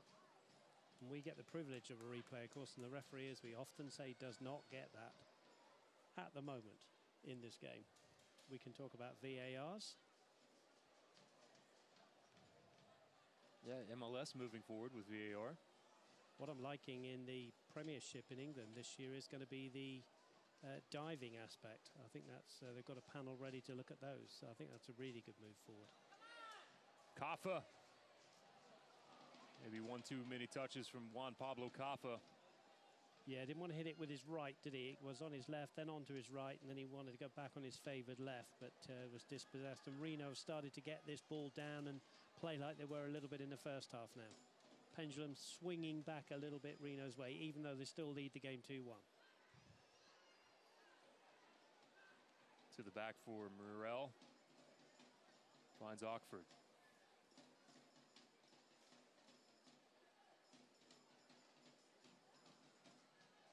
Corrales. Bourgeois. A little bit of speed here from Bourgeois. Finds Tyrion. Just not many Roughneck players there. Off of the rebound, though. Well, that's where you want Ian Swantussen, isn't it? On the end of that cross, central in the area. He's gone to the left-hand side as the Roughnecks attack. Tulsa has done so well with getting numbers inside the box this year. And tonight, that has not been the case. Not many numbers in the box so far this evening. No, and I'm sure that's something Coach Vodds would have said at halftime as well, and that's where we love Ian Swantussen, isn't it? I love the front two for Reno, getting inside the 6-yard box and getting on the end of crosses, but as you said, just haven't had the men in there at the moment. But credit the Roughnecks, they keep coming at Reno here. Good save there, and an opportunity, it's in! Swantussen on the follow-through off of the deflection, and we are level at 2. Well, that's 67th minute. That's exactly what we were just saying. That's where you want Ian Swantussen, the goal scorer, inside the 6-yard box. There's Katha with the shot. Good save from the keeper. Sometimes they go around the post. Sometimes they go straight to the foot of the oncoming striker. Swantussen gets the goal, his 9th of the season. And as you say, my friend, we now have a game on. It's 2-2. It's Katha with the shot. And well done there from Versano to get down to that ball. But that's just effort from the big 6'6" Ian Swantussen with goal number 9 on the season. Persistence pays off, and we were just saying we need him in there. That's where you want your number 9. If you're playing one up front, the number 9's got to be sniffing in and around the box. And I think we're going to see Mr. Rivas in a few minutes, Pop. By the way, I need to make a clarification. Just got word from Brian Carroll here with the Roughnecks that Corrales will not be suspended. He had a point reduced after going 5 straight without a card. So Corrales, as of now, will be available on Thursday, which is good news. Great news, and well done, Brian, for all that fantastic work that he does as well for the club. And, you know, it's, well, good to see a player rewarded, you know, for not getting a card. What was it, in 5 straight games? 5 straight. So, you know, and he's a big player for the Roughnecks. Here they come again.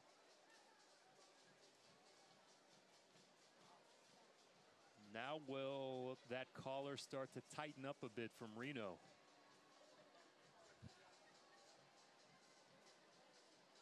Continue to push forward. Well, the assistant referee there is literally, as his name suggests, assisting the referee with a foul there on Hopano.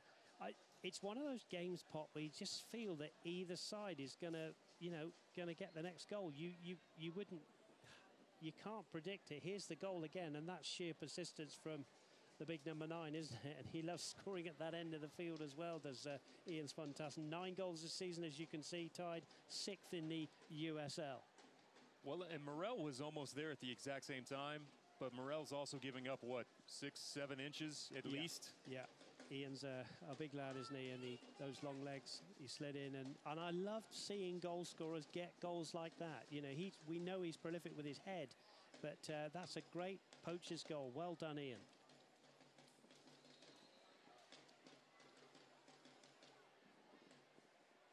But just back to my previous point, I mean, 2-2, and you feel there's more goals in this game, and you wouldn't predict, would you, which way it's going to go, Pop? We're going to get a substitution now from Reno.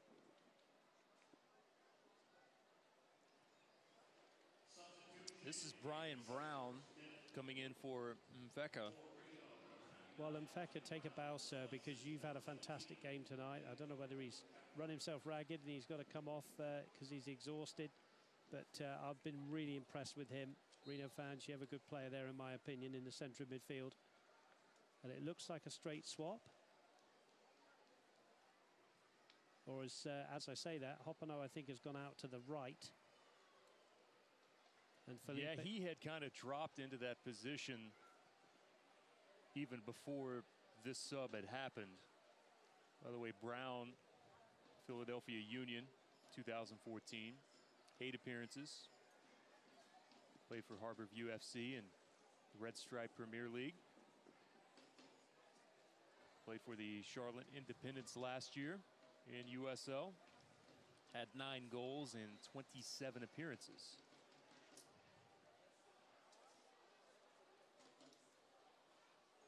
And we are getting set for our first sub for Tulsa as well.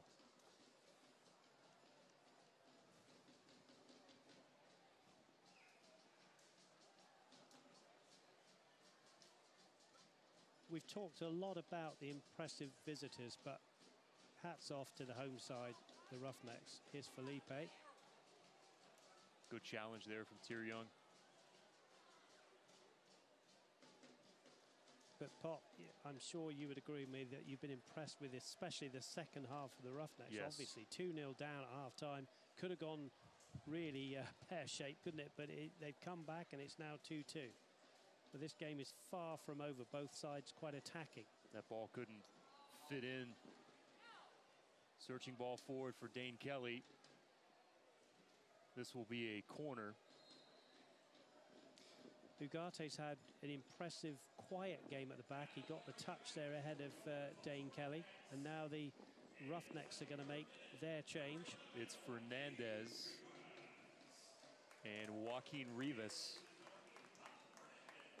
will be on for Fernandez.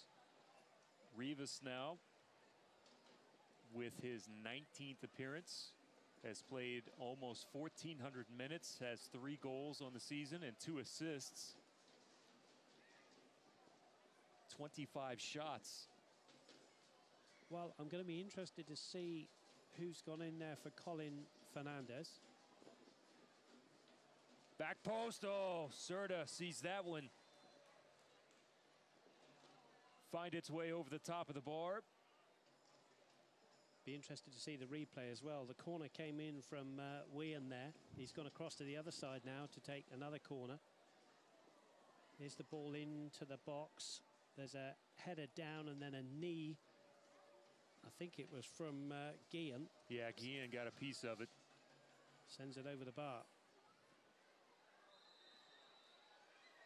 Rivas got to that ball first and the foul was called. So we'll just have a look here, Pop, who's gone in there with Corrales, because Colin Fernandez is a central midfielder. Now, has Rivas just done a straight swap? I think he has, you know. So it's Rivas and Corrales. Not many would have predicted those two in the 4-2-3-1 of Dave Vaudrill's team tonight. We'll keep an eye on that, but I think Rivas is playing central. Here he is. Ugarte commits the foul. Dane Kelly's, is it Dane Kelly? No, that's Brown that's down. Yeah, Brown that's hurt there.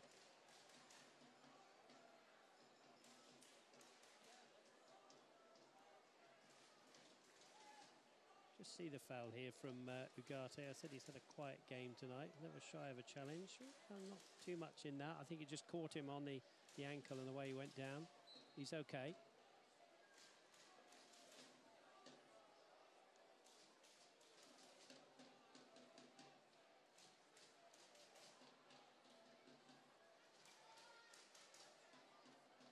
Boy, good turn.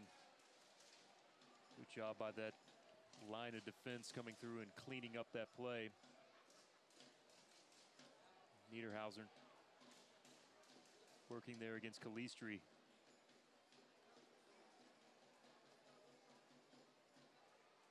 Opano searching ball into the box on the ground. Reno will keep possession. Oh, that's great defending, Bradley Bourgeois. Lost his feet there and then... Well, he's big and he's strong, is Bradley Bourgeois, and he's deceivingly quick. Just for a moment there, you felt that Richards was up from left back and he was getting around Bourgeois, but Bourgeois had different ideas, and in the end, he gets the free kick.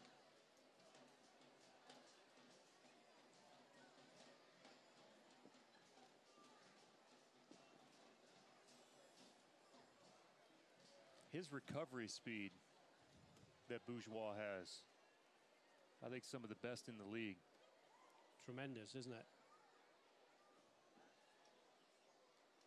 76th minute, Soccer fans, Nike is the official sponsor of the USL. For more information, visit NikeSoccer.com. Got a great one here for you tonight in Tulsa. Coming to you live from the Bank of Oklahoma broadcast booth here at ONEOK Field. Here's Jadama, has plenty of space up across the midway line. Just too far out in front of him is Jadama, but the Roughnecks will settle at the back line. Two number 4s clashing together there after the orange number 4, Jadama, just went a little bit too much with his last touch there. Bourgeois skies this one into the air, comes down with it, and the referee says, I caught it with his hand. We'll have another sub coming up here in 1 second. And we will see what type of shifting that this move will make, because this will be Jimmy Ayala coming on as the sub. I would suggest at the next opportunity, and it's Ugarte. So you just wonder whether he'll go to right back and Bourgeois will go to centre back. Now, is that keeping Ugarte from another yellow card, or is it tactical, or is it Ugarte's got a slight strain of some kind? Take your pick. Two brave substitutions, a central midfield player and a centre back, if that's what it's going to be.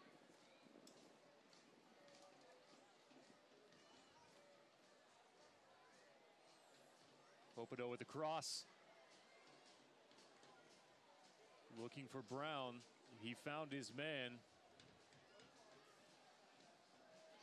Well, Hopedo's not only a great striker, he's a very good right wing player, isn't he? Because he delivers some great crosses, and that was a really good one. He links up well with this man, Niederhausen.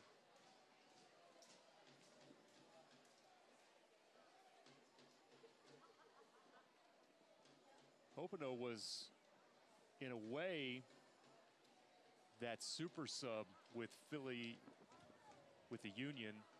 He would come on and just be that change of pace guy and get in behind people. And here is that Roughneck sub as Ayala will make his way out onto the pitch. Fans, you can stay up to date on the latest USL news and information from around the league. Tune into USL Coast to Coast with Mike Watts Mondays at 9 p.m. Eastern on Sirius XM FC Channel 85. Also, don't forget, Sirius XM FC will air the USL Game of the Week. Check USLsoccer.com for dates and times. Well, we'll give you the lineup as soon as we can, because Ugarte is a central defender. Ayala coming on is more attributed to being a holding midfield player. Bradley Bourgeois at right back can play centre back. But it looks to me like Ayala's gone straight on to mark one of the front two. So he could come on as a centre back. We'll see. Ayala with over 100 appearances in Mexico's professional leagues. And now they've swapped. Bourgeois gone to the middle pot and Ayala's gone to right back.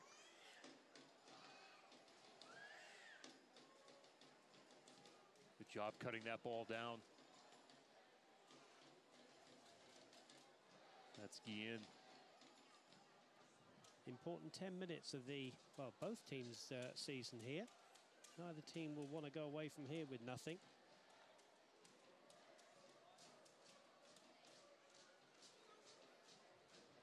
Fernandez, or excuse me, that's Calistri coming back to receive.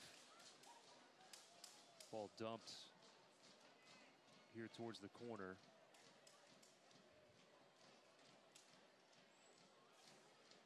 Bourgeois does well.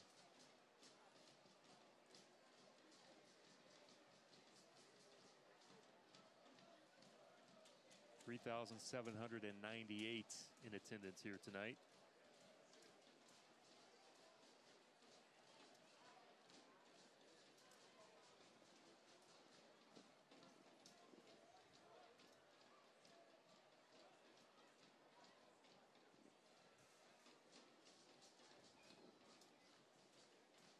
Well done again to the ground staff, talking to crowds, a good crowd in for the, the 7 days of baseball, wasn't it, in a row? And then I saw them working almost overnight when I was driving back late the other night and saw them working away on the field. Well done to them again. Drillers on the baseball side have been hot.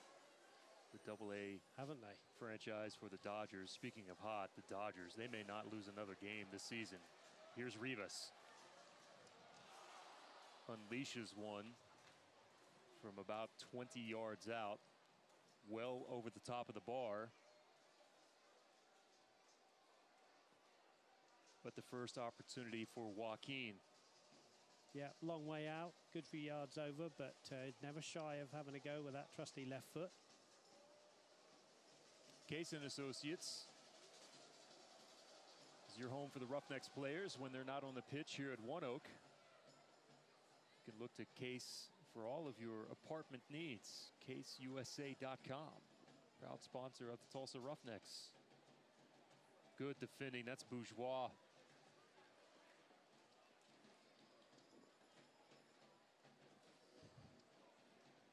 Brown's ball looking for Dane Kelly. Dane Kelly tried to sell that inside the box. Boy, those are tense moments when you see a player go down like that. Seen him given. Jadama may have had a piece of his arm, but Kelly went down. Nothing doing from the referee. He's turned down 3 good shouts for penalties tonight. Here's Weehan.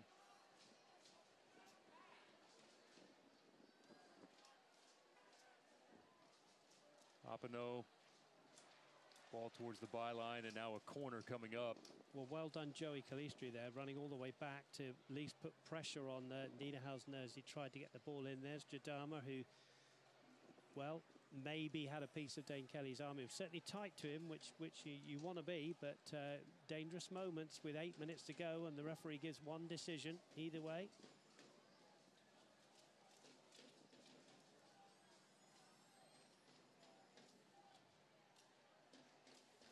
And it is getting to that time of the game, Pop, isn't it? Where, you know, one brilliant piece of skill. Hard foul at midfield, and that will be a card. Opino picks up the yellow here in the 84th.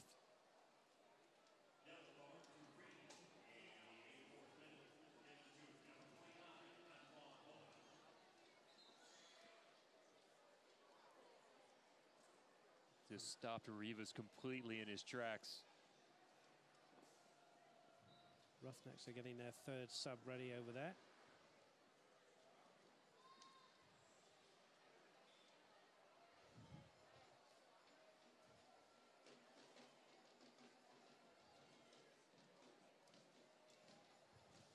Reno to the far side of the field. Here's Brown.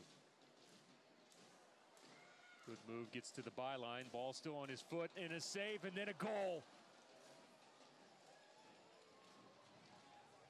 And this time, it's Weehan who finds the back of the net here in the 84th. And just as Tulsa had leveled things up, Reno strikes here in the closing moments of regulation and find themselves back in front 3-2. Well, I think you'll find that Brown there adds some amazing skill to keep hold of the ball. He went round 2. We'll see it on the replay in a minute, and had the perfect pullback in the game of soccer. And again, good movement inside the box. Here's the replay. Here's Brown. Now he's going to go round Corrales there, Luis Corrales. Then Jadama comes across, but he beats him to the byline, pulls it back, and there's the simplest of finishes for Reno. And they go 3-2 into the lead. And as you say, it's Weehan with the goal. And have the Roughnecks got an answer now with time running out? 5 minutes plus the injury to go. Great piece of skill from the sub Brown to keep hold of that ball, keep his balance, and pull back the perfect ball. Ayala did well on the line, but just couldn't get enough on it to keep it out. That's Kasipli that came on for Dane Kelly.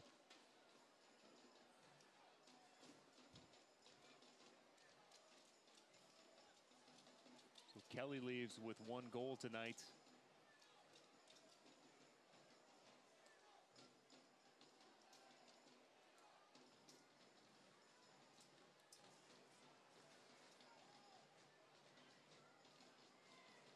Tulsa has another sub that is set to check in. I believe that's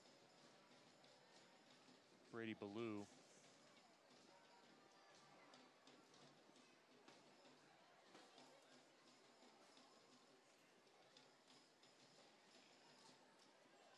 There's been a lot of the last 15 minutes that have been played in that Tulsa end.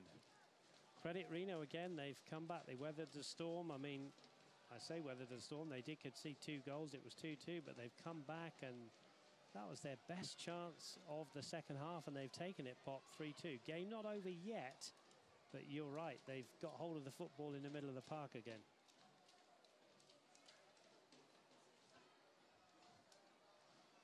Brady Ballou is going to come on for Calistri.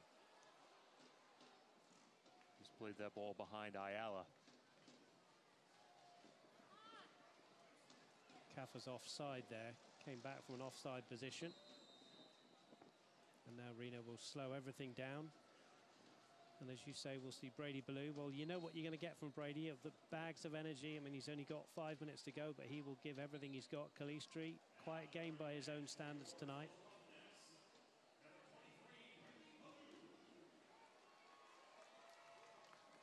Brady Ballou has come into Tulsa and ingrained himself inside the city. Has a new business that's going to open up here soon. It's a coffee shop and yoga studio that he is a part of. Been very instrumental in the City of Tulsa flag. They have a new flag and design that made its debut. Well, I might go for a coffee, Pop, but I don't think my body will bend into all those yoga things. But great idea, and it's downtown, just a stone's throw from the stadium here, isn't it? Yes, it is. Great game so far tonight between these two, showing you why this league is one of the most prominent second division professional leagues in the world. Top talent, rising stars, and you can stay up to date with it at uslsoccer.com and follow them on Twitter at USL. And I think if you take the game of football we've seen in front of us tonight and compare it with, you know, the first year of the USL, you know, it's grown just in the 3 years, in my opinion. You know, you don't see any poor sides now, do you? You know, they're all playing the game in the right way, and the league goes from strength to strength. I don't think we've talked enough about, oh, great leave for Weehan. I don't think we've talked enough tonight about Brent Richards, how good that he's been on the back line here of Reno. Brilliant. Played well at left back, hasn't he? Number 16. He's got forward. He's defended well. Good all-round player. And I say again, Pop, you pick him out quite rightly, but, you know, I haven't seen a weak link in the Reno side, to be honest with you. And that's taking nothing away from the Roughnecks, who again have worked really, really hard. They've come from 2-0 down. You know, let's credit them a little bit as well. But here they are. Can they get another goal to draw this back to 3-3? I'm being told we will have 3 minutes of stoppage time added on. You normally make me guess, and then I realize that you're told that in your earpiece. Do you remember that game you played? 3 minutes, I think about right. We haven't seen any major injuries in this second half, have we? And there's been a few cards and some goals, so Brady's offside. You can stay up to date on the latest USL news and information from around the league. USL Coast to Coast with Mike Watts, Mondays at 9 p.m. Eastern on Sirius XM FC, Channel 85. And don't forget, they will also air the USL Game of the Week. You can check uslsoccer.com for dates and times.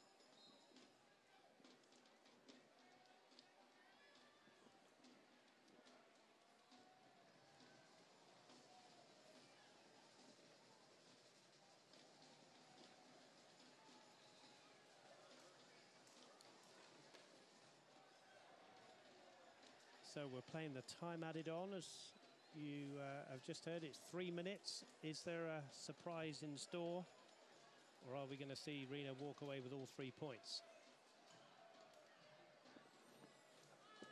Oh, great ball from Bourgeois. Rivas. Good defending, helping back. Richards enough to poke it over the byline. Gives Tulsa an opportunity here with Katha. Good delivery needed, and we know we've got the best player from the corner here.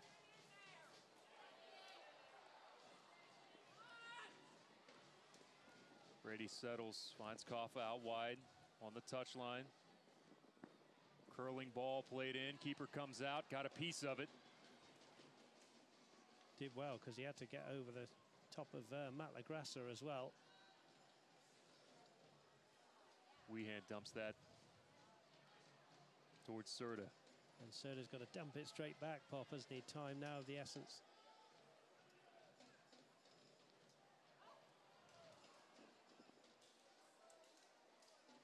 This should be in favor of Tulsa. It is. About 60 seconds remaining. Long throw in. Back out, Ayala couldn't get a touch on it. Wow, that was a long throw, wasn't it, from Guillen? Corrales to Serta.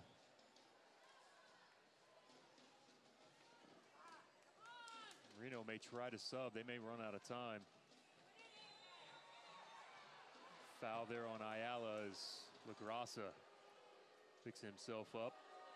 Yeah, Ayala just leaning in there, the wrong side of LaGrassa, really, and that pretty much takes a good few seconds off the clock.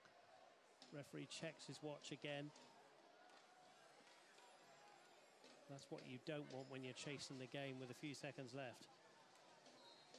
Well, several big moments tonight. Here's the foul, and there you see Ayala's the wrong side there, and he's just got an arm up. Pushes LaGrassa off the ball. Big goals, couple of big tackles as well. All the great tackles tonight.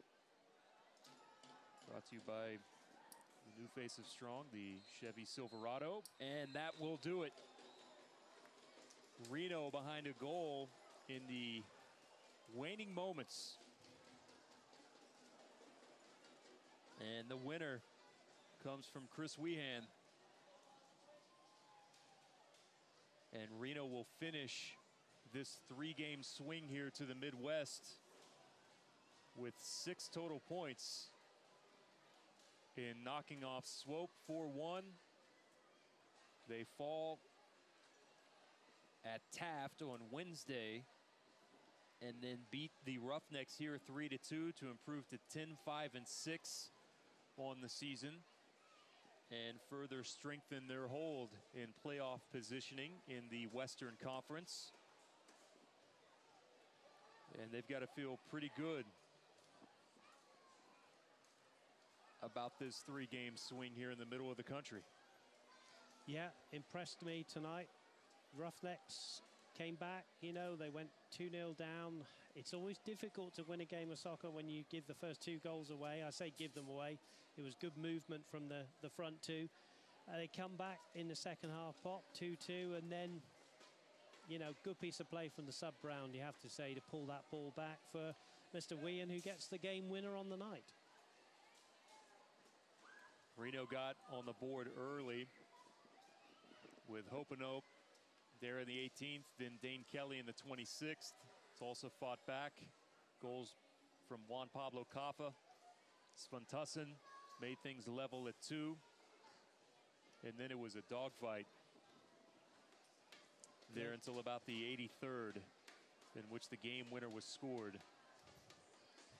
There's Katha. I mean, he gave us hope, didn't he? If you're a Roughnecks fan, 2-0 down, and the man, well, puts the ball into the side netting from a long way out. Wrong foot of the keeper. He's an exceptional talent, but just wasn't enough. Svantusson gets another goal. Pluses on the night, Pop. You know, where that Svantusson gets another goal, and what's he up to now? He's up to 9 for the season. You know, so it was a comeback, but you know, again, we're impressed with the visitors. Just Roughnecks have to give this one up tonight. All right, let's go down on the field. We're going to hear from Dave Vaudril. He's standing by with Angel for our Spanish-speaking audience and the fans here inside the stadium. Angel, take it away.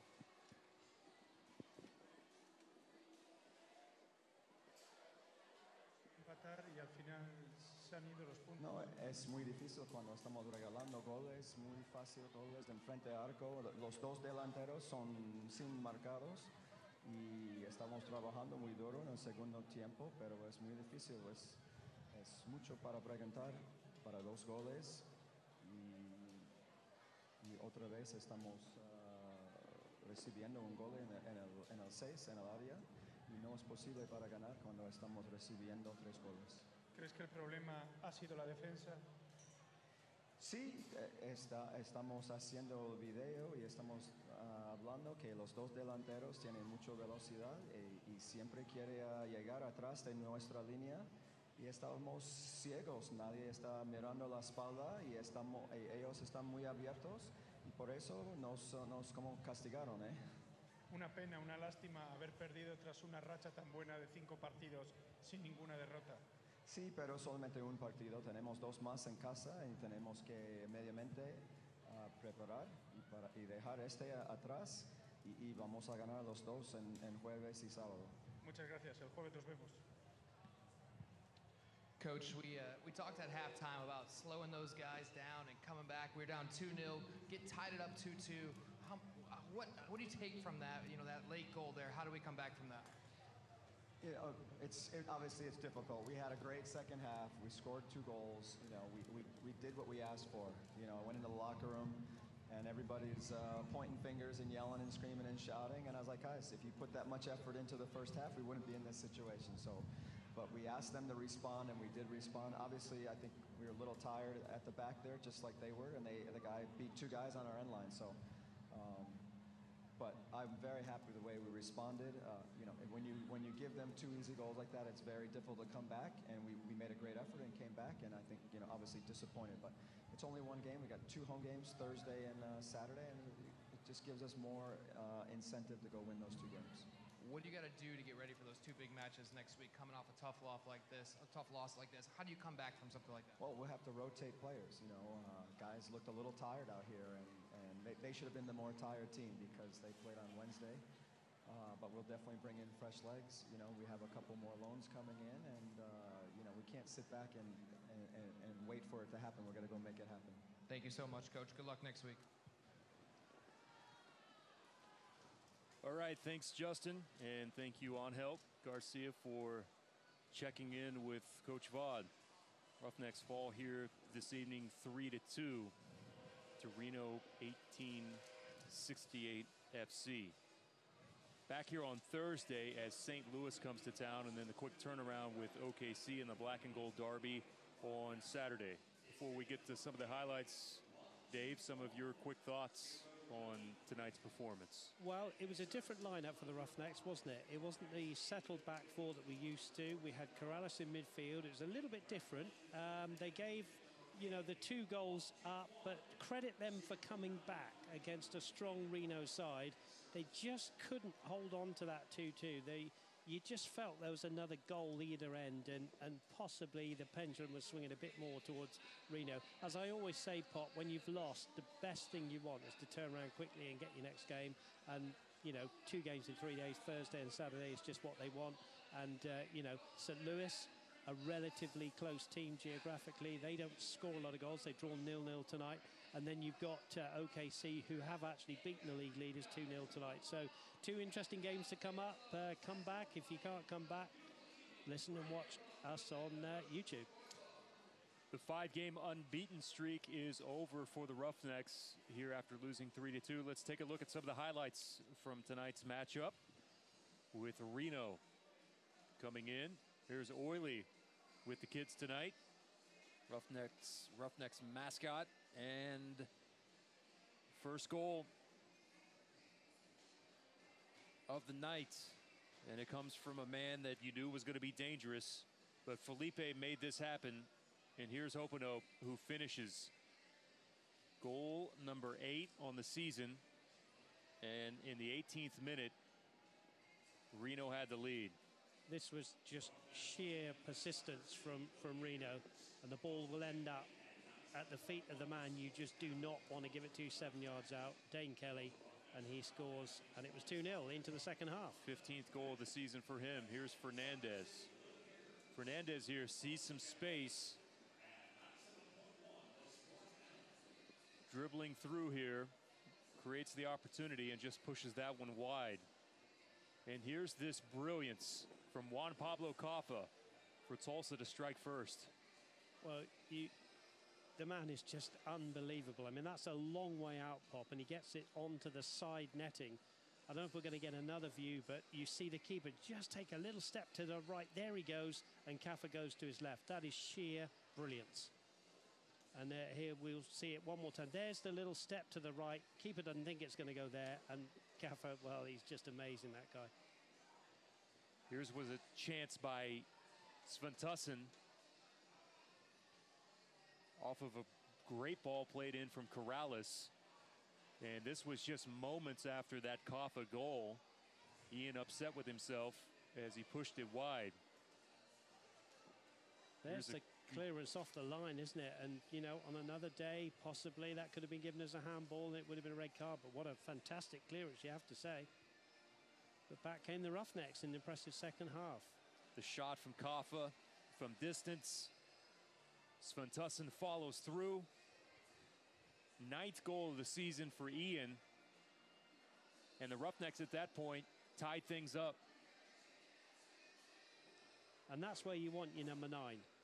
Your top goal scorer, you want him inside the 6-yard box, picking up the scraps there. It's a great assist by Katha, but here's the brilliance from the substitute Brown Pot.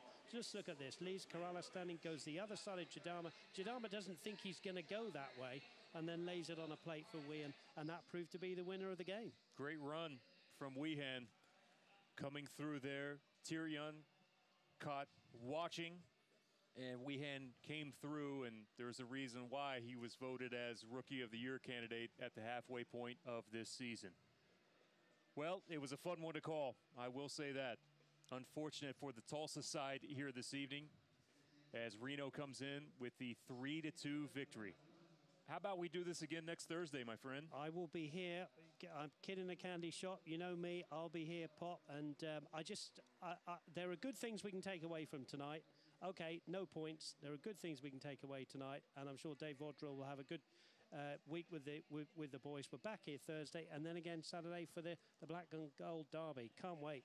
Thank you to every single member of the camera crew tonight for making our jobs that much easier. Thank you to everyone in production as well for their hard work, because without you guys, none of this is possible. Final score for the final time. Reno 1868 FC comes into ONEOK and beats the Tulsa Roughnecks 3-2. Back here Thursday nights with St. Louis in town. Have a good night from all of us here at the Tulsa Roughnecks.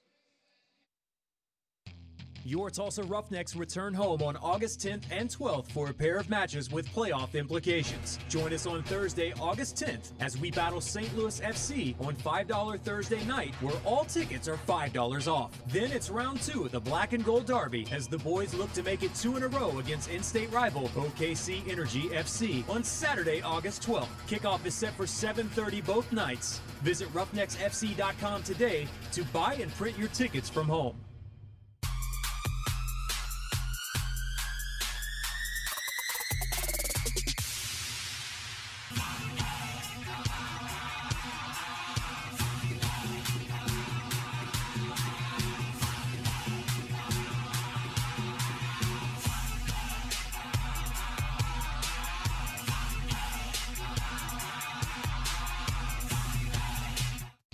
Your Tulsa Roughnecks return home on August 10th and 12th for a pair of matches with playoff implications. Join us on Thursday, August 10th as we battle St. Louis FC on $5 Thursday night, where all tickets are $5 off. Then it's round 2 of the Black and Gold Derby as the boys look to make it 2 in a row against in-state rival OKC Energy FC on Saturday, August 12th. Kickoff is set for 7:30 both nights. Visit roughnecksfc.com today to buy and print your tickets from home. Former driller and 2004 Minor League Player of the Year Jeff Francis is coming back to ONEOK Field. Be here on Thursday, August 17th to get your Jeff Francis t-shirt and a chance to get an autograph from the former driller great. T-shirts for the first 1,000 fans brought to you by Fox 23 and Mix 96. This copyrighted telecast of the United Soccer League may not be retransmitted rebroadcast, or reproduced without the express written consent from the United Soccer League.